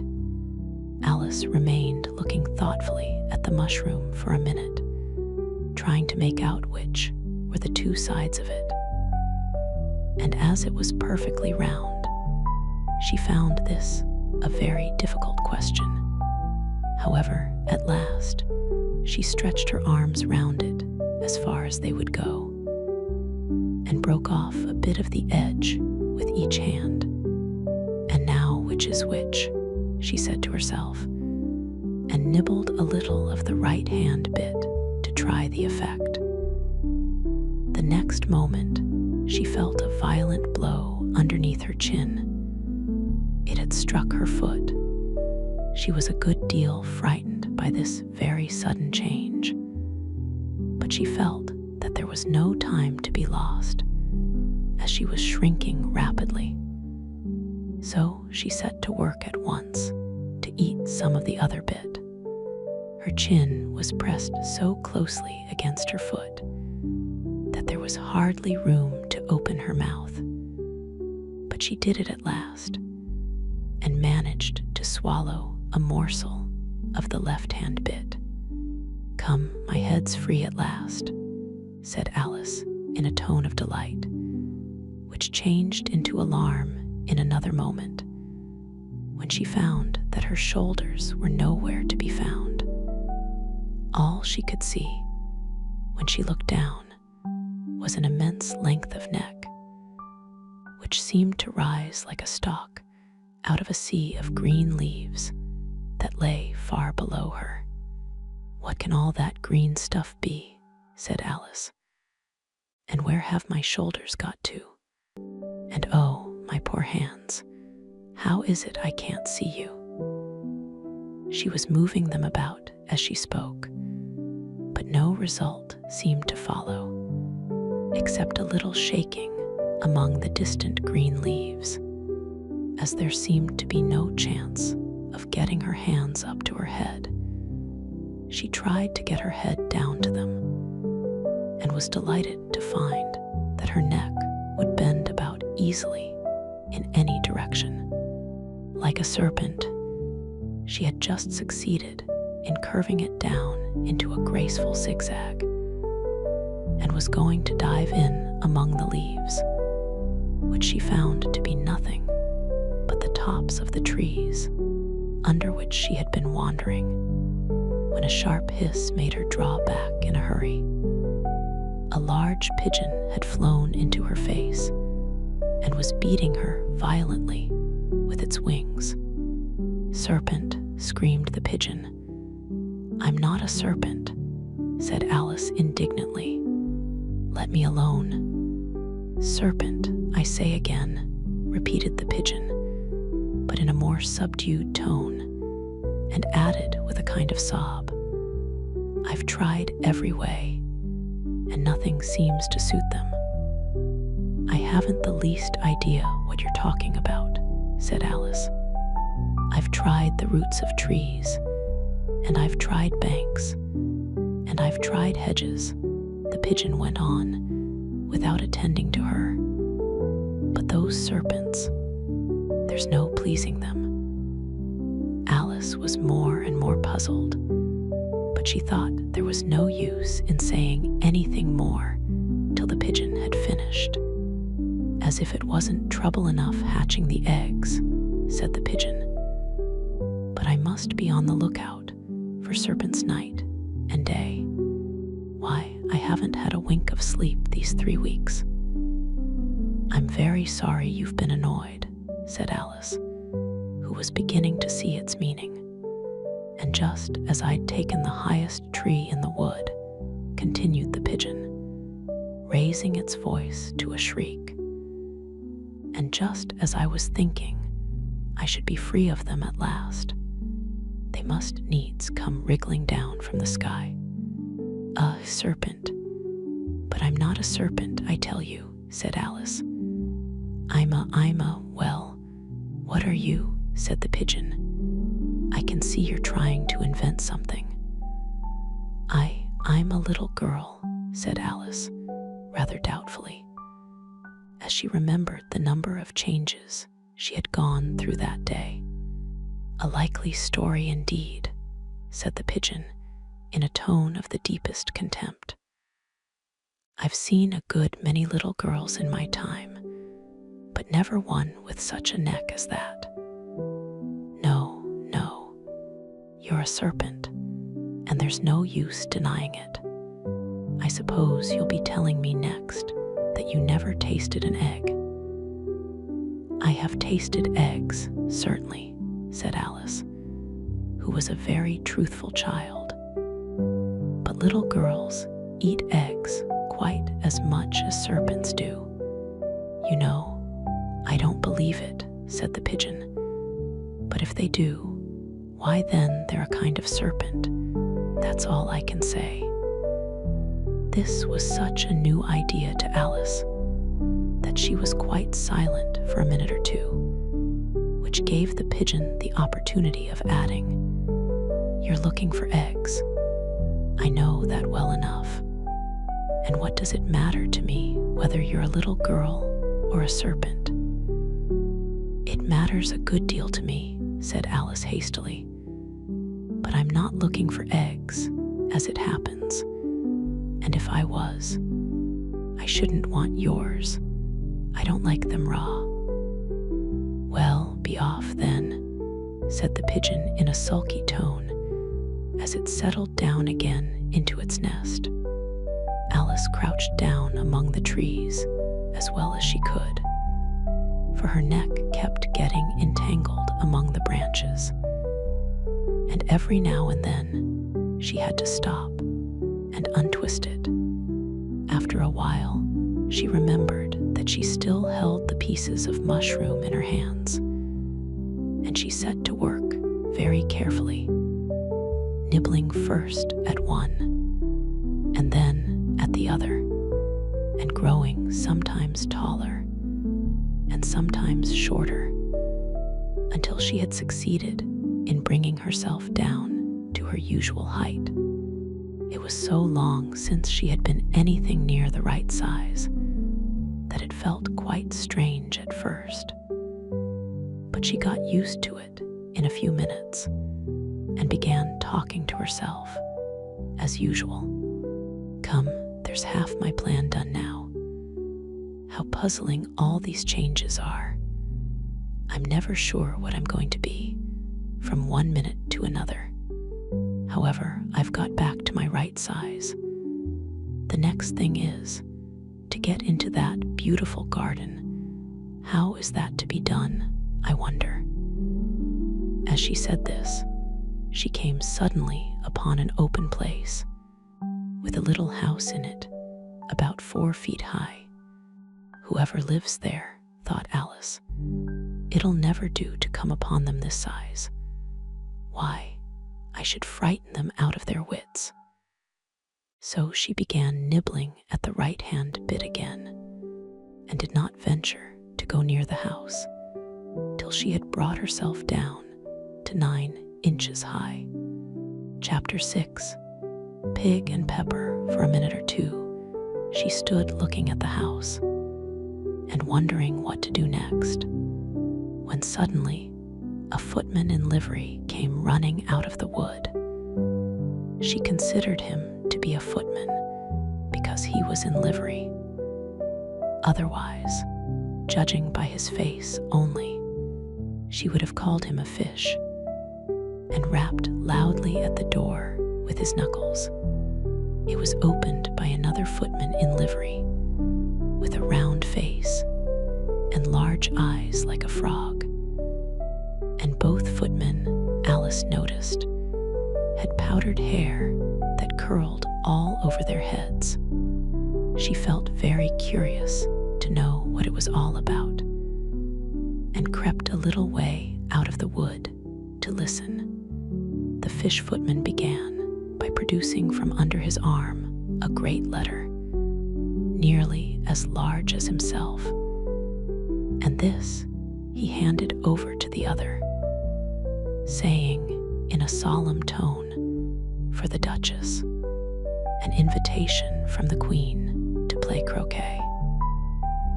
The frog footman repeated in the same solemn tone, only changing the order of the words a little, from the Queen, an invitation for the Duchess to play croquet. Then they both bowed low, and their curls got entangled together. Alice laughed so much at this that she had to run back into the wood for fear of their hearing her. And when she next peeped out, the fish footman was gone, and the other was sitting on the ground near the door, staring stupidly up into the sky. Alice went timidly up to the door and knocked. "There's no sort of use in knocking," said the footman, "and that for 2 reasons. First, because I'm on the same side of the door as you are. Secondly, because they're making such a noise inside. No one could possibly hear you." And certainly, there was a most extraordinary noise going on within, a constant howling and sneezing, and every now and then a great crash, as if a dish or kettle had been broken to pieces. "Please, then," said Alice, "how am I to get in?" "There might be some sense in your knocking," the footman went on without attending to her, "if we had the door between us. For instance, If you were inside, you might knock, and I could let you out, you know." He was looking up into the sky all the time he was speaking, and this Alice thought decidedly uncivil. "But perhaps he can't help it," she said to herself. "His eyes are so very nearly at the top of his head. But at any rate, he might answer questions." "How am I to get in?" she repeated aloud. "I shall sit here," the footman remarked, "till tomorrow." At this moment, the door of the house opened, and a large plate came skimming out, straight at the footman's head. It just grazed his nose and broke to pieces against one of the trees behind him. "Or next day, maybe," the footman continued in the same tone, exactly as if nothing had happened. "How am I to get in?" asked Alice again, in a louder tone. "Are you to get in at all?" said the footman. "That's the first question, you know." It was, no doubt. Only Alice did not like to be told so. "It's really dreadful," she muttered to herself. "The way all the creatures argue. It's enough to drive one crazy." The footman seemed to think this a good opportunity for repeating his remark, with variations. "I shall sit here," he said, "on and off for days and days." "But what am I to do?" said Alice. "Anything you like," said the footman, and began whistling. "Oh, there's no use in talking to him," said Alice desperately. "He's perfectly idiotic." And she opened the door and went in. The door led right into a large kitchen, which was full of smoke from one end to the other. The Duchess was sitting on a three-legged stool in the middle, nursing a baby. The cook was leaning over the fire, stirring a large cauldron, which seemed to be full of soup. "There's certainly too much pepper in that soup," Alice said to herself, as well as she could for sneezing. There was certainly too much of it in the air. Even the Duchess sneezed occasionally.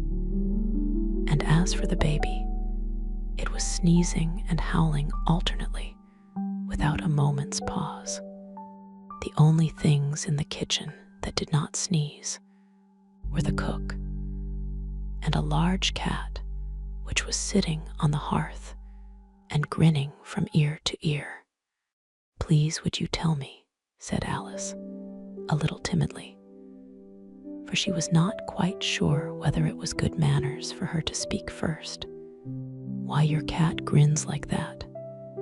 "It's a Cheshire cat," said the Duchess, "and that's why."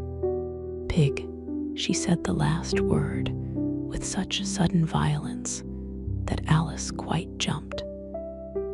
But she saw in another moment that it was addressed to the baby and not to her, so she took courage and went on again. "I didn't know that Cheshire cats always grinned. In fact, I didn't know that cats could grin." "They all can," said the Duchess, "and most of them do." "I don't know of any that do," Alice said very politely, feeling quite pleased to have got into a conversation. "You don't know much," said the Duchess, "and that's a fact." Alice did not at all like the tone of this remark, and thought it would be as well to introduce some other subject of conversation. While she was trying to fix on one, the cook took the cauldron of soup off the fire and at once set to work throwing everything within her reach at the Duchess and the baby. The fire irons came first, then followed a shower of saucepans, plates, and dishes. The Duchess took no notice of them, even when they hit her. and the baby was howling so much already that it was quite impossible to say whether the blows hurt it or not. "Oh, please mind what you're doing," cried Alice, jumping up and down in an agony of terror. "Oh, there goes his precious nose," as an unusually large saucepan flew close by it and very nearly carried it off. "If everybody minded their own business," the Duchess said in a hoarse growl, "the world would go round a deal faster than it does." "Which would not be an advantage," said Alice, who felt very glad to get an opportunity of showing off a little of her knowledge. "Just think of what work it would make with the day and night. You see, the Earth takes 24 hours to turn round on its axis." "Talking of axes," said the Duchess, "chop off her head." Alice glanced rather anxiously at the cook to see if she meant to take the hint, but the cook was busily stirring the soup and seemed not to be listening, so she went on again. 24 hours, I think, or is it 12? Oh, don't bother me," said the Duchess. "I never could abide figures." And with that, she began nursing her child again, singing a sort of lullaby to it as she did so, and giving it a violent shake at the end of every line. "Speak roughly to your little boy, and beat him when he sneezes. He only does it to annoy, because he knows it teases." Chorus, in which the cook and the baby joined. Wow, wow, wow. While the Duchess sang the second verse of the song, she kept tossing the baby violently up and down, and the poor little thing howled so that Alice could hardly hear the words. "I speak severely to my boy. I beat him when he sneezes, for he can thoroughly enjoy the pepper when he pleases." Chorus. Wow, wow, wow. "Here, you may nurse it a bit if you like," the Duchess said to Alice, flinging the baby at her as she spoke. "I must go and get ready to play croquet with the Queen." And she hurried out of the room. The cook threw a frying pan after her as she went out, but it just missed her. Alice caught the baby with some difficulty, as it was a queer-shaped little creature, and held out its arms and legs in all directions, just like a starfish, thought Alice. The poor little thing was snorting like a steam engine when she caught it, and kept doubling itself up and straightening itself out again, so that altogether, for the first minute or two, it was as much as she could do to hold it. As soon as she had made out the proper way of nursing it, which was to twist it up into a sort of knot, and then keep tight hold of its right ear and left foot, so as to prevent its undoing itself, she carried it out into the open air. "If I don't take this child away with me," thought Alice, "they're sure to kill it in a day or two. Wouldn't it be murder to leave it behind?" She said the last words out loud, and the little thing grunted in reply. It had left off sneezing by this time. "Don't grunt," said Alice. "That's not at all a proper way of expressing yourself." The baby grunted again, and Alice looked very anxiously into its face to see what was the matter with it. There could be no doubt that it had a very turn-up nose, much more like a snout than a real nose. Also, its eyes were getting extremely small for a baby. Altogether, Alice did not like the look of the thing at all, but But perhaps it was only sobbing, she thought, and looked into its eyes again to see if there were any tears. No, there were no tears. "If you're going to turn into a pig, my dear," said Alice, seriously, "I'll have nothing more to do with you. Mind now." The poor little thing sobbed again, or grunted. It was impossible to say which, and they went on for some while in silence. Alice was just beginning to think to herself, "Now, what am I to do with this creature when I get it home?" When it grunted again, so violently that she looked down into its face in some alarm. This time, there could be no mistake about it. It was neither more nor less than a pig, and she felt that it would be quite absurd for her to carry it further. So she set the little creature down and felt quite relieved to see it trot away quietly into the wood. If it had grown up, she said to herself, it would have made a dreadfully ugly child. But it makes rather a handsome pig, I think. And she began thinking over other children she knew who might do very well as pigs, and was just saying to herself, if one only knew the right way to change them, when she was a little startled by seeing the Cheshire Cat sitting on a bough of a tree a few yards off. The cat only grinned when it saw Alice. It looked good-natured, she thought. Still, it had very long claws and a great many teeth, so she felt that it ought to be treated with respect. "Cheshire Puss," she began, rather timidly, as she did not at all know whether it would like the name. However, it only grinned a little wider. "Come, it's pleased so far," thought Alice, and she went on. "Would you tell me, please, which way I ought to go from here?" "That depends a good deal on where you want to get to," said the cat. "I don't much care where," said Alice. "Then it doesn't matter which way you go," said the cat. "So long as I get somewhere," Alice added as an explanation. "Oh, you're sure to do that," said the cat, "if you only walk long enough." Alice felt that this could not be denied, so she tried another question. "What sort of people live about here?"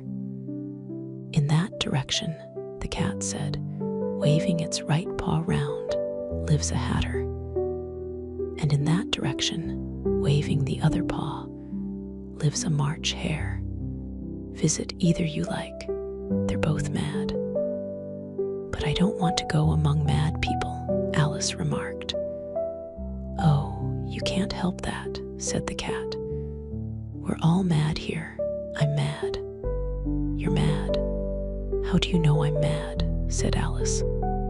"You must be," said the cat, "or you wouldn't have come here." Alice didn't think that proved it at all, however. She went on.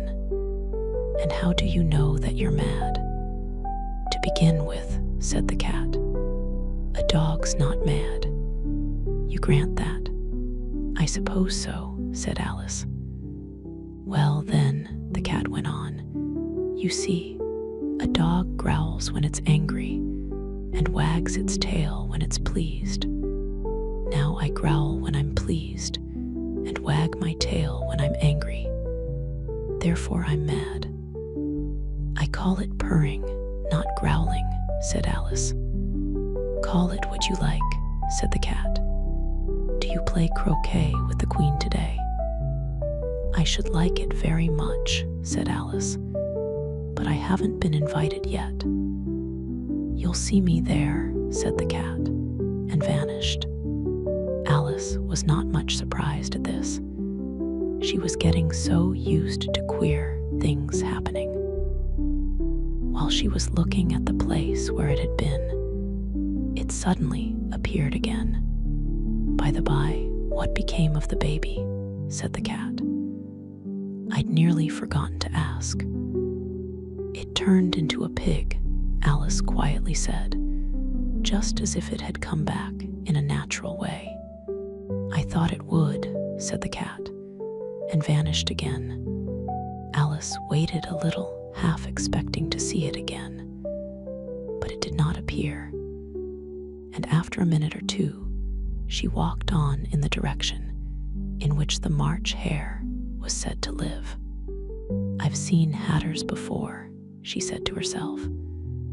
"The March Hare will be much the most interesting. And perhaps, as this is May, it won't be raving mad, at least not so mad as it was in March." As she said this, she looked up, and there was the cat again, sitting on a branch of a tree. "Did you say pig or fig?" said the cat. "I said pig," replied Alice. "And I wish you wouldn't keep appearing and vanishing so suddenly. You make one quite giddy." "All right," said the cat, and this time it vanished quite slowly, beginning with the end of the tail and ending with the grin, which remained some time after the rest of it had gone. "Well, I've often seen a cat without a grin," thought Alice, "but a grin without a cat. It's the most curious thing I ever saw in my life." She had not gone much farther before she came in sight of the house of the March Hare.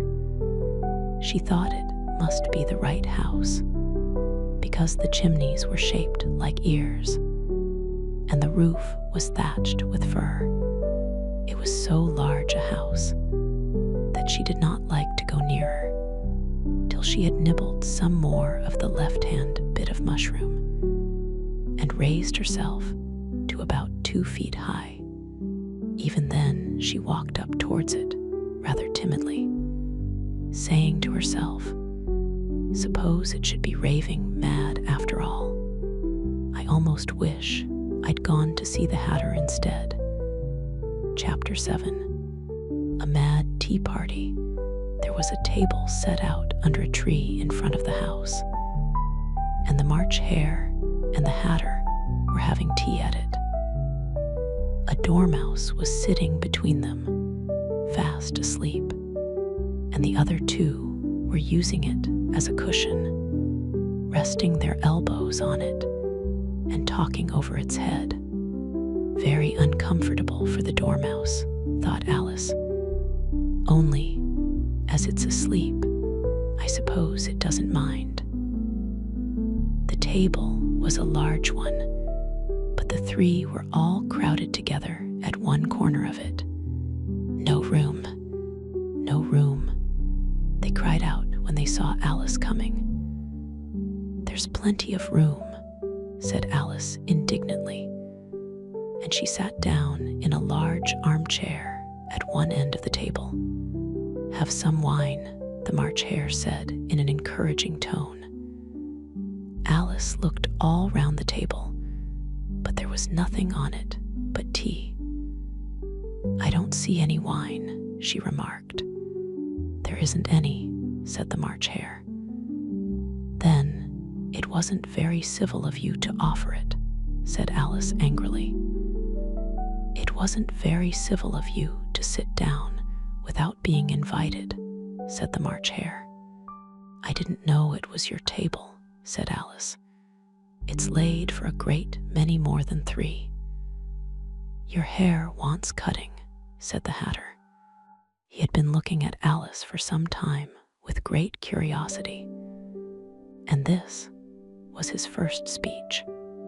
"You should learn not to make personal remarks," Alice said with some severity.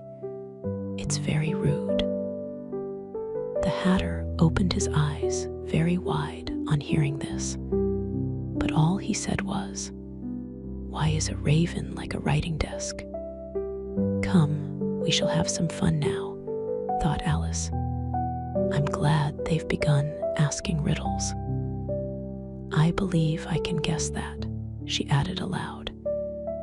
Do you mean that you think you can find out the answer to it? Said the March Hare. Exactly so, said Alice. Then you should say what you mean, the March Hare went on. I do, Alice hastily replied.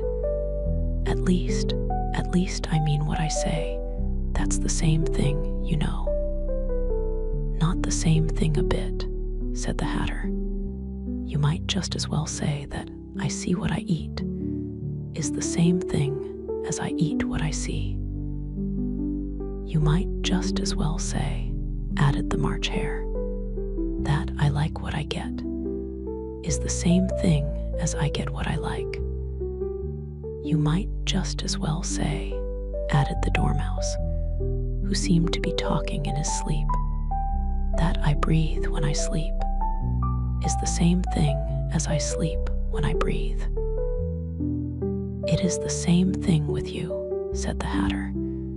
And here the conversation dropped, and the party sat silent for a minute, while Alice thought over all she could remember about ravens and writing desks, which wasn't much.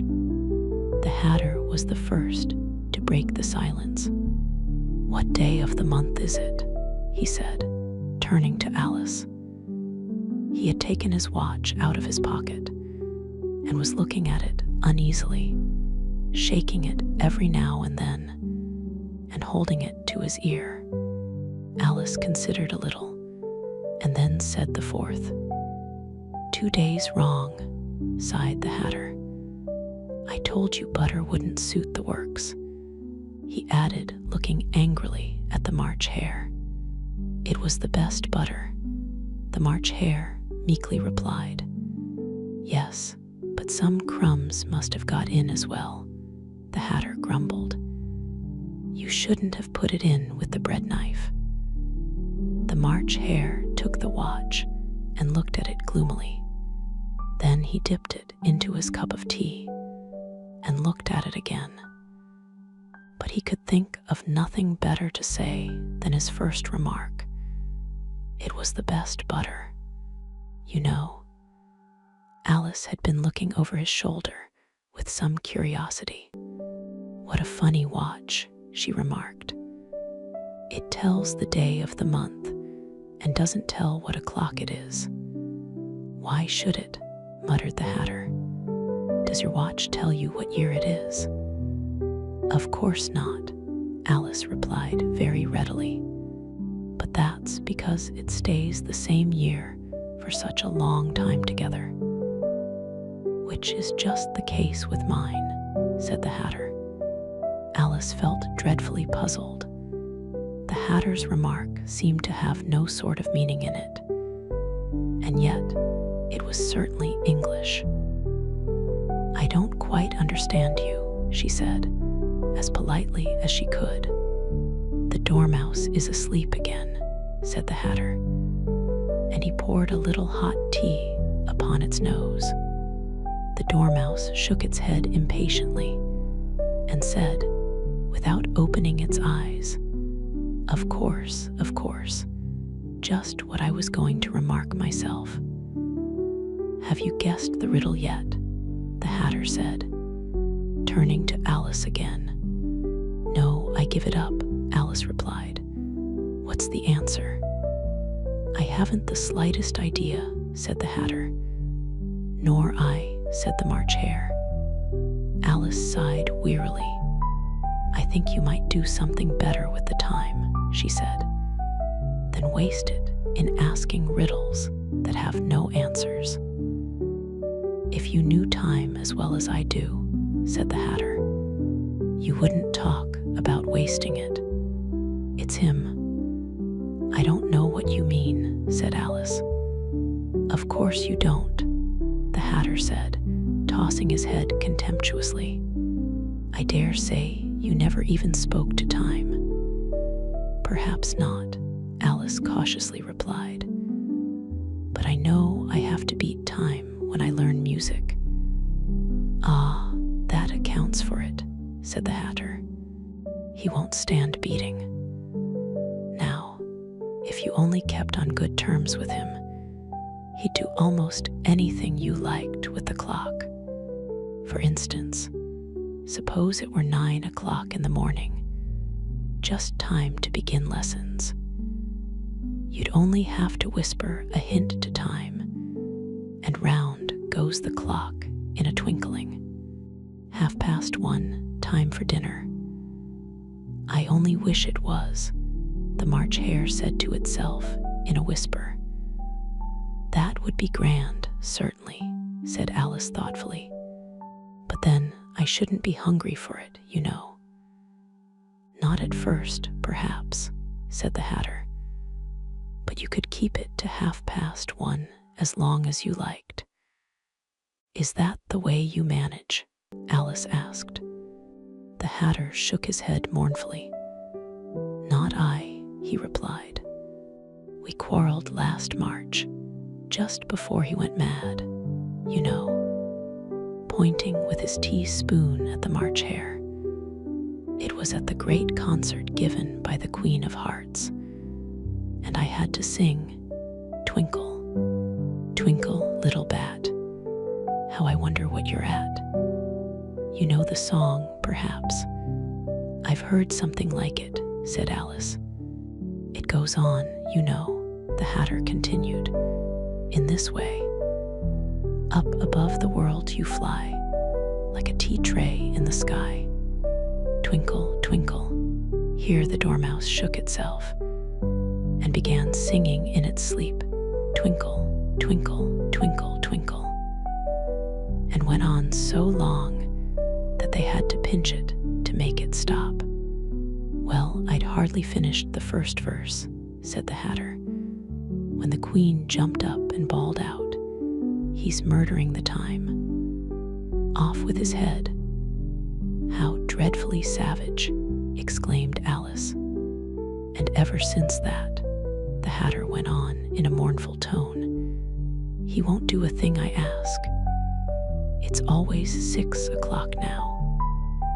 A bright idea came into Alice's head. Is that the reason so many tea things are put out here? She asked. Yes, that's it, said the Hatter with a sigh. It's always tea time, and we've no time to wash the things between whiles. Then you keep moving round, I suppose, said Alice. Exactly so, said the Hatter, as the things get used up. But what happens when you come to the beginning again? Alice ventured to ask. Suppose we change the subject, the March Hare interrupted, yawning. I'm getting tired of this. I vote the young lady tells us a story. I'm afraid I don't know one, said Alice, rather alarmed at the proposal. Then the Dormouse shall, they both cried. Wake up, Dormouse. And they pinched it on both sides at once. The Dormouse slowly opened his eyes. I wasn't asleep, he said in a hoarse, feeble voice. I heard every word you fellows were saying. Tell us a story, said the March Hare. Yes, please do, pleaded Alice. And be quick about it, added the Hatter, or you'll be asleep again before it's done. Once upon a time, there were 3 little sisters. The Dormouse began in a great hurry, and their names were Elsie, Lacey, and Tilly, and they lived at the bottom of a well. What did they live on? Said Alice, who always took a great interest in questions of eating and drinking. They lived on treacle, said the Dormouse, after thinking a minute or two. They couldn't have done that, you know, Alice gently remarked. They'd have been ill. So they were, said the Dormouse. Very ill. Alice tried to fancy to herself what such an extraordinary way of living would be like, but it puzzled her too much. So she went on. But why did they live at the bottom of a well? Take some more tea, the March Hare said to Alice, very earnestly. "I've had nothing yet," Alice replied in an offended tone, "so I can't take more." "You mean you can't take less?" said the Hatter. "It's very easy to take more than nothing." "Nobody asked your opinion," said Alice, who's making personal remarks now. The Hatter asked triumphantly. Alice did not quite know what to say to this, so she helped herself to some tea and bread and butter, and then turned to the Dormouse and repeated her question. Why did they live at the bottom of a well? The Dormouse again took a minute or two to think about it, and then said, "It was a treacle well. There's no such thing." Alice was beginning very angrily, but the Hatter and the March Hare went, "SH, SH," and the Dormouse sulkily remarked, "If you can't be civil, you'd better finish the story for yourself." "No, please go on," Alice said very humbly. "I won't interrupt again. I dare say there may be one." "One, indeed," said the Dormouse indignantly. However, he consented to go on. And so these three little sisters, they were learning to draw, you know. "What did they draw?" said Alice, quite forgetting her promise. "Treacle," said the Dormouse, without considering at all this time. "I want a clean cup," interrupted the Hatter. "Let's all move one place on." He moved on as he spoke, and the Dormouse followed him. The March Hare moved into the Dormouse's place, and Alice, rather unwillingly, took the place of the March Hare. The Hatter was the only one who got any advantage from the change, and Alice was a good deal worse off than before, as the March Hare had just upset the milk jug into his plate. Alice did not wish to offend the Dormouse again, so she began very cautiously. "But I don't understand. Where did they draw the treacle from?" "You can draw water out of a water well," said the Hatter. "So I should think you could draw a treacle out of a treacle well, eh? Stupid." "But they were in the well," Alice said to the Dormouse, not choosing to notice this last remark. "Of course they were," said the Dormouse. "Well in." This answer so confused poor Alice that she let the Dormouse go on for some time without interrupting it. "They were learning to draw," the Dormouse went on, yawning and rubbing its eyes, for it was getting very sleepy. "And they drew all manner of things, everything that begins with an M." "Why with an M?" said Alice. "Why not?" said the March Hare. Alice was silent. The Dormouse had closed its eyes by this time and was going off into a doze. But on being pinched by the Hatter, it woke up again with a little shriek and went on. "That begins with an M, such as mousetraps, and the moon, and memory, and muchness. You know you say things are much of a muchness. Did you ever see such a thing as a drawing of a muchness?" "Really? Now you ask me," said Alice, very much confused. "I don't think." "Then you shouldn't talk," said the Hatter. This piece of rudeness was more than Alice could bear. She got up in great disgust and walked off.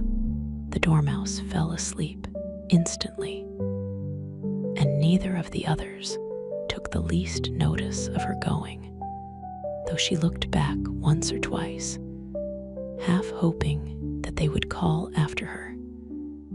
The last time she saw them, they were trying to put the Dormouse into the teapot. At any rate, "I'll never go there again," said Alice as she picked her way through the wood. "It's the stupidest tea party I ever was at in all my life." Just as she said this, she noticed that one of the trees had a door leading right into it. "That's very curious," she thought, "but everything's curious today. I think I may as well go in at once." And in she went. Once more, she found herself in the long hall and close to the little glass table.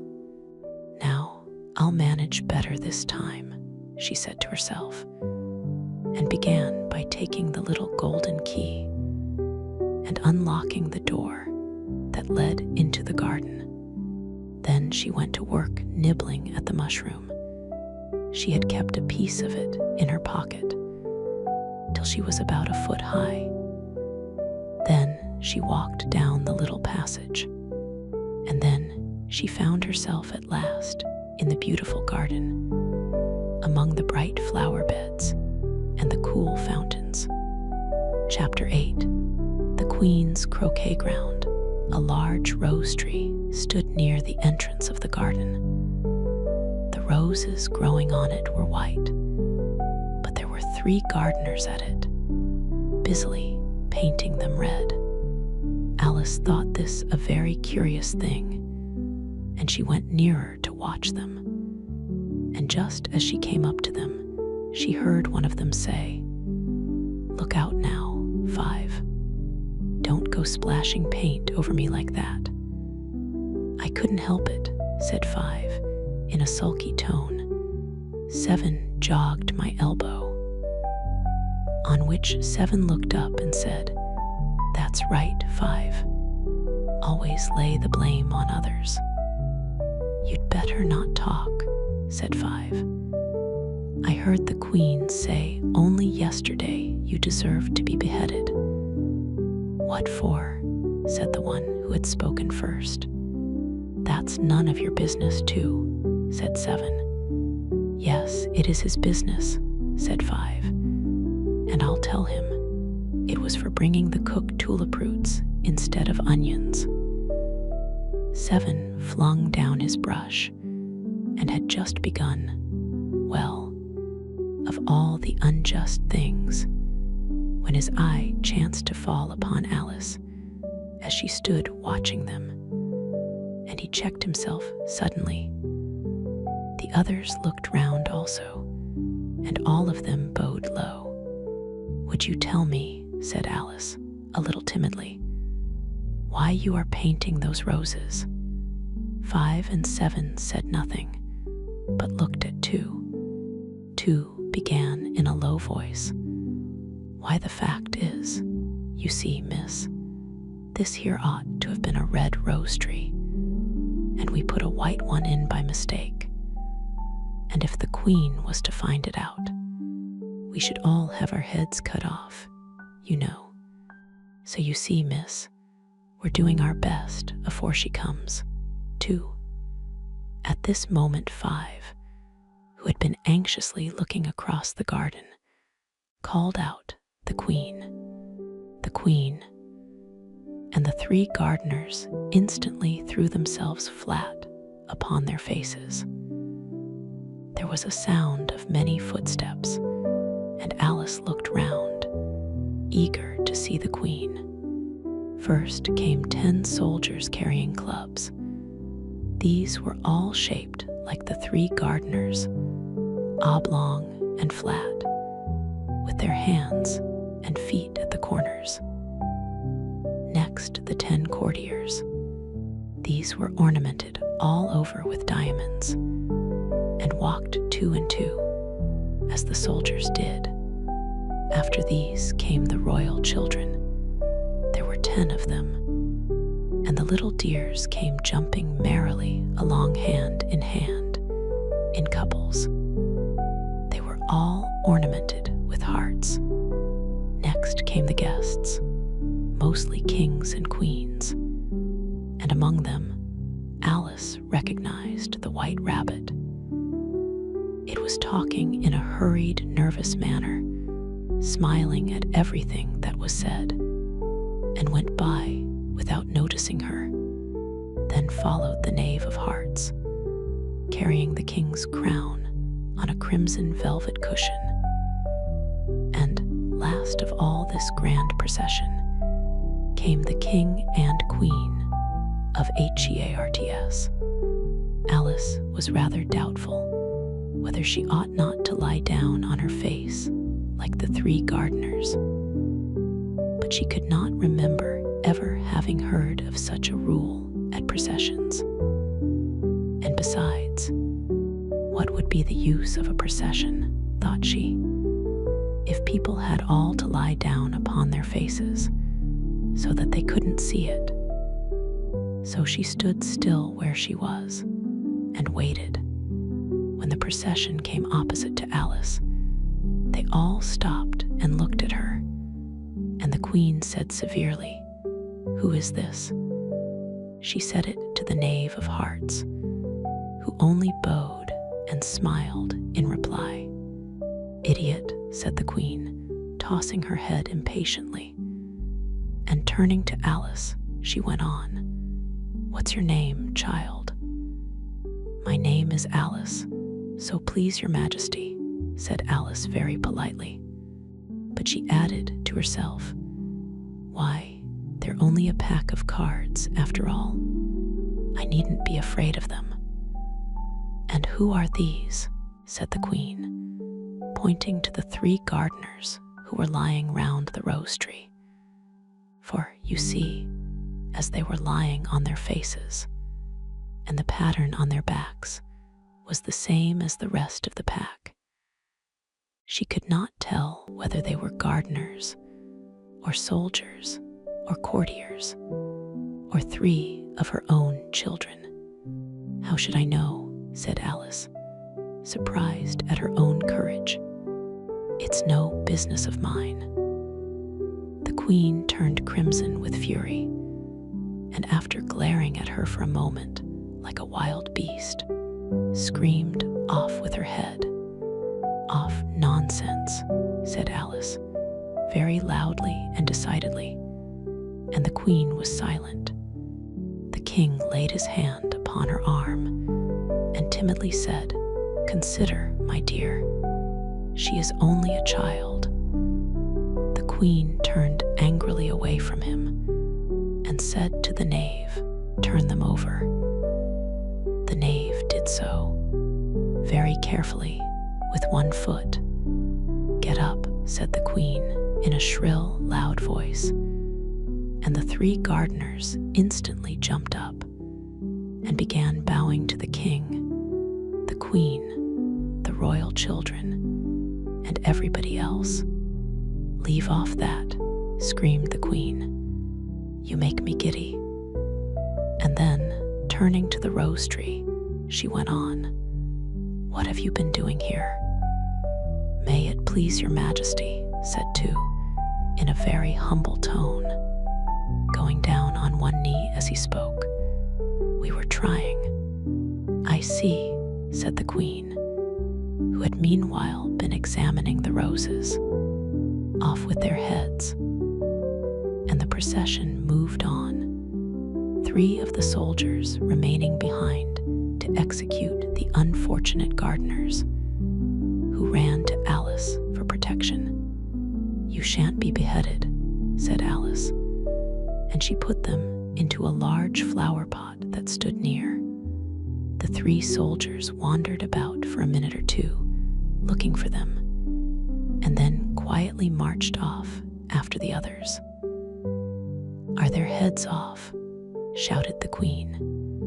"Their heads are gone, if it please your majesty," the soldiers shouted in reply. "That's right," shouted the queen. "Can you play croquet?" The soldiers were silent and looked at Alice, as the question was evidently meant for her. "Yes," shouted Alice.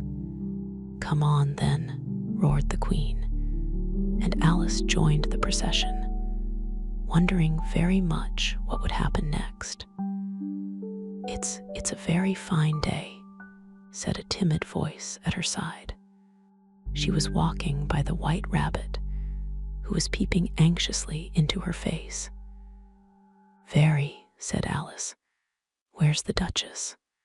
"Hush, hush," said the rabbit in a low, hurried tone. He looked anxiously over his shoulder as he spoke, and then raised himself upon tiptoe, put his mouth close to her ear, and whispered, "She's under sentence of execution."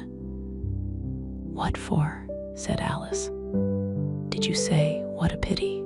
the rabbit asked. "No, I didn't," said Alice. "I don't think it's at all a pity. I said, 'what for?'" "She boxed the Queen's ears," the rabbit began. Alice gave a little scream of laughter. "Oh, hush," the rabbit whispered in a frightened tone. "The Queen will hear you. You see, she came rather late, and the Queen said, 'Get to your places,'" shouted the Queen in a voice of thunder, and people began running about in all directions, tumbling up against each other. However, they got settled down in a minute or two, and the game began. Alice thought she had never seen such a curious croquet ground in her life. It was all ridges and furrows. The balls were live hedgehogs, the mallets live flamingos, and the soldiers had to double themselves up and to stand on their hands and feet to make the arches. The chief difficulty Alice found at first was in managing her flamingo. She succeeded in getting its body tucked away, comfortably enough under her arm, with its legs hanging down. But generally, just as she had got its neck nicely straightened out and was going to give the hedgehog a blow with its head, it would twist itself round and look up in her face with such a puzzled expression that she could not help bursting out laughing. And when she had got its head down and was going to begin again, it was very provoking to find that the hedgehog had unrolled itself and was in the act of crawling away. Besides all this, there was generally a ridge or furrow in the way wherever she wanted to send the hedgehog to. And as the doubled-up soldiers were always getting up and walking off to other parts of the ground, Alice soon came to the conclusion that it was a very difficult game indeed. The players all played at once without waiting for turns, quarreling all the while and fighting for the hedgehogs. And in a very short time, the Queen was in a furious passion and went stamping about and shouting "off with his head," or "off with her head," about once in a minute. Alice began to feel very uneasy. To be sure, she had not as yet had any dispute with the Queen, but she knew that it might happen any minute. And then, thought she, what would become of me? They're dreadfully fond of beheading people here. The great wonder is that there's anyone left alive.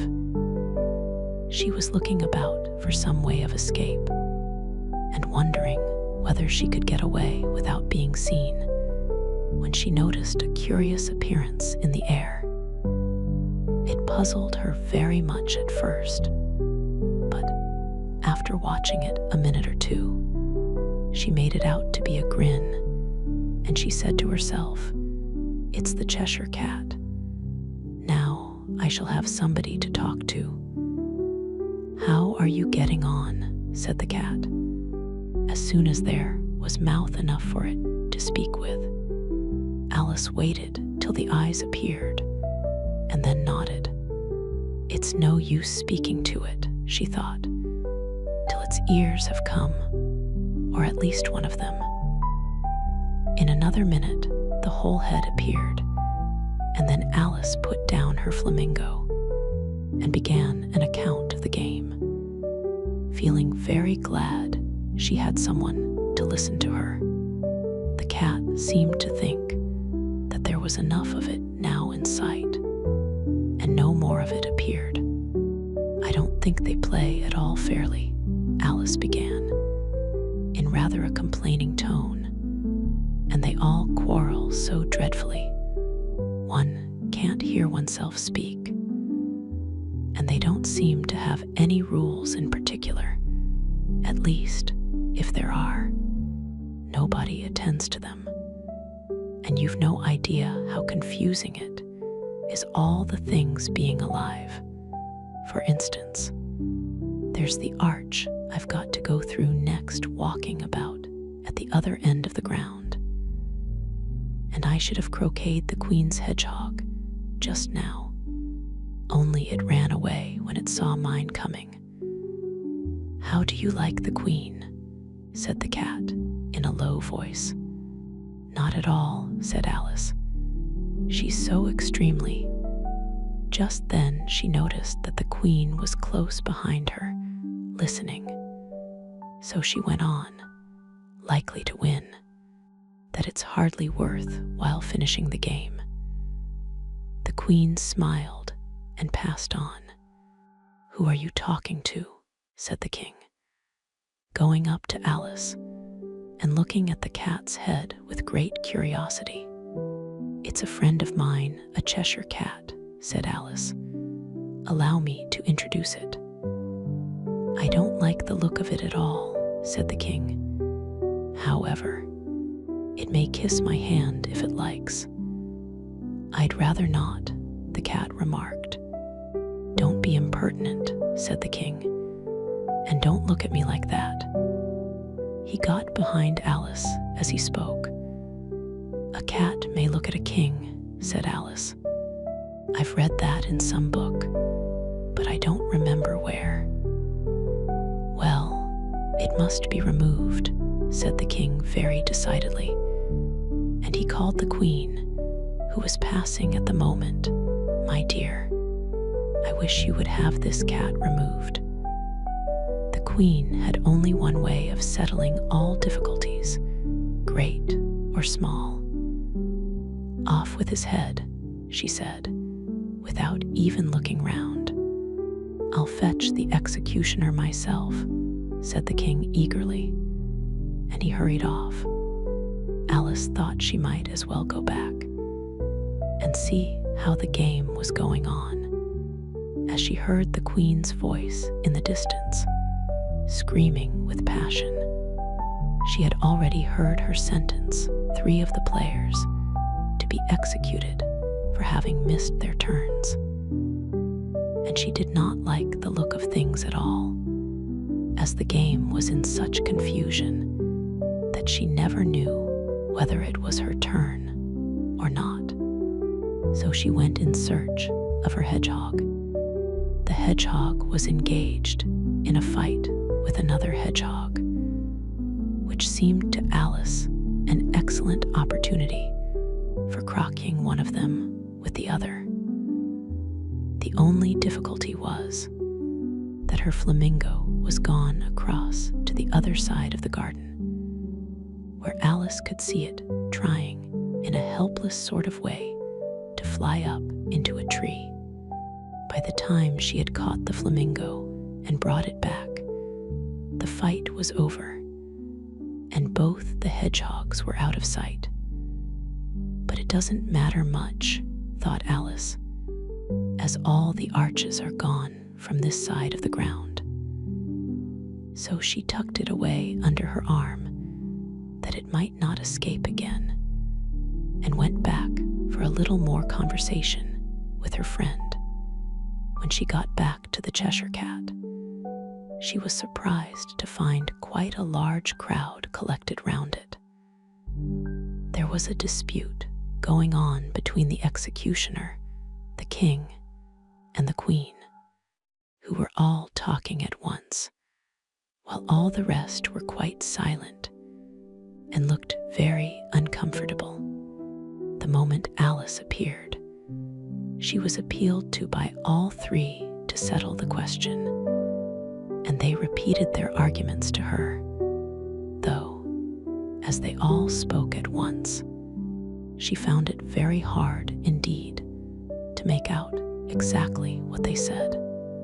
The executioner's argument was that you couldn't cut off a head unless there was a body to cut it off from, that he had never had to do such a thing before, and he wasn't going to begin at his time of life.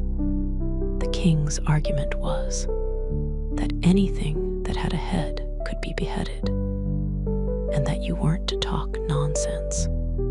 The queen's argument was that if something wasn't done about it in less than no time, she'd have everybody executed, all round.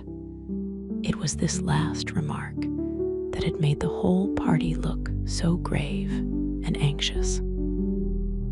Alice could think of nothing else to say, but it belongs to the Duchess. You'd better ask her about it. She's in prison, the Queen said to the executioner. Fetch her here. And the executioner went off like an arrow. The cat's head began fading away the moment he was gone, and by the time he had come back with the Duchess, it had entirely disappeared. So the king and the executioner ran wildly up and down looking for it, while the rest of the party went back to the game.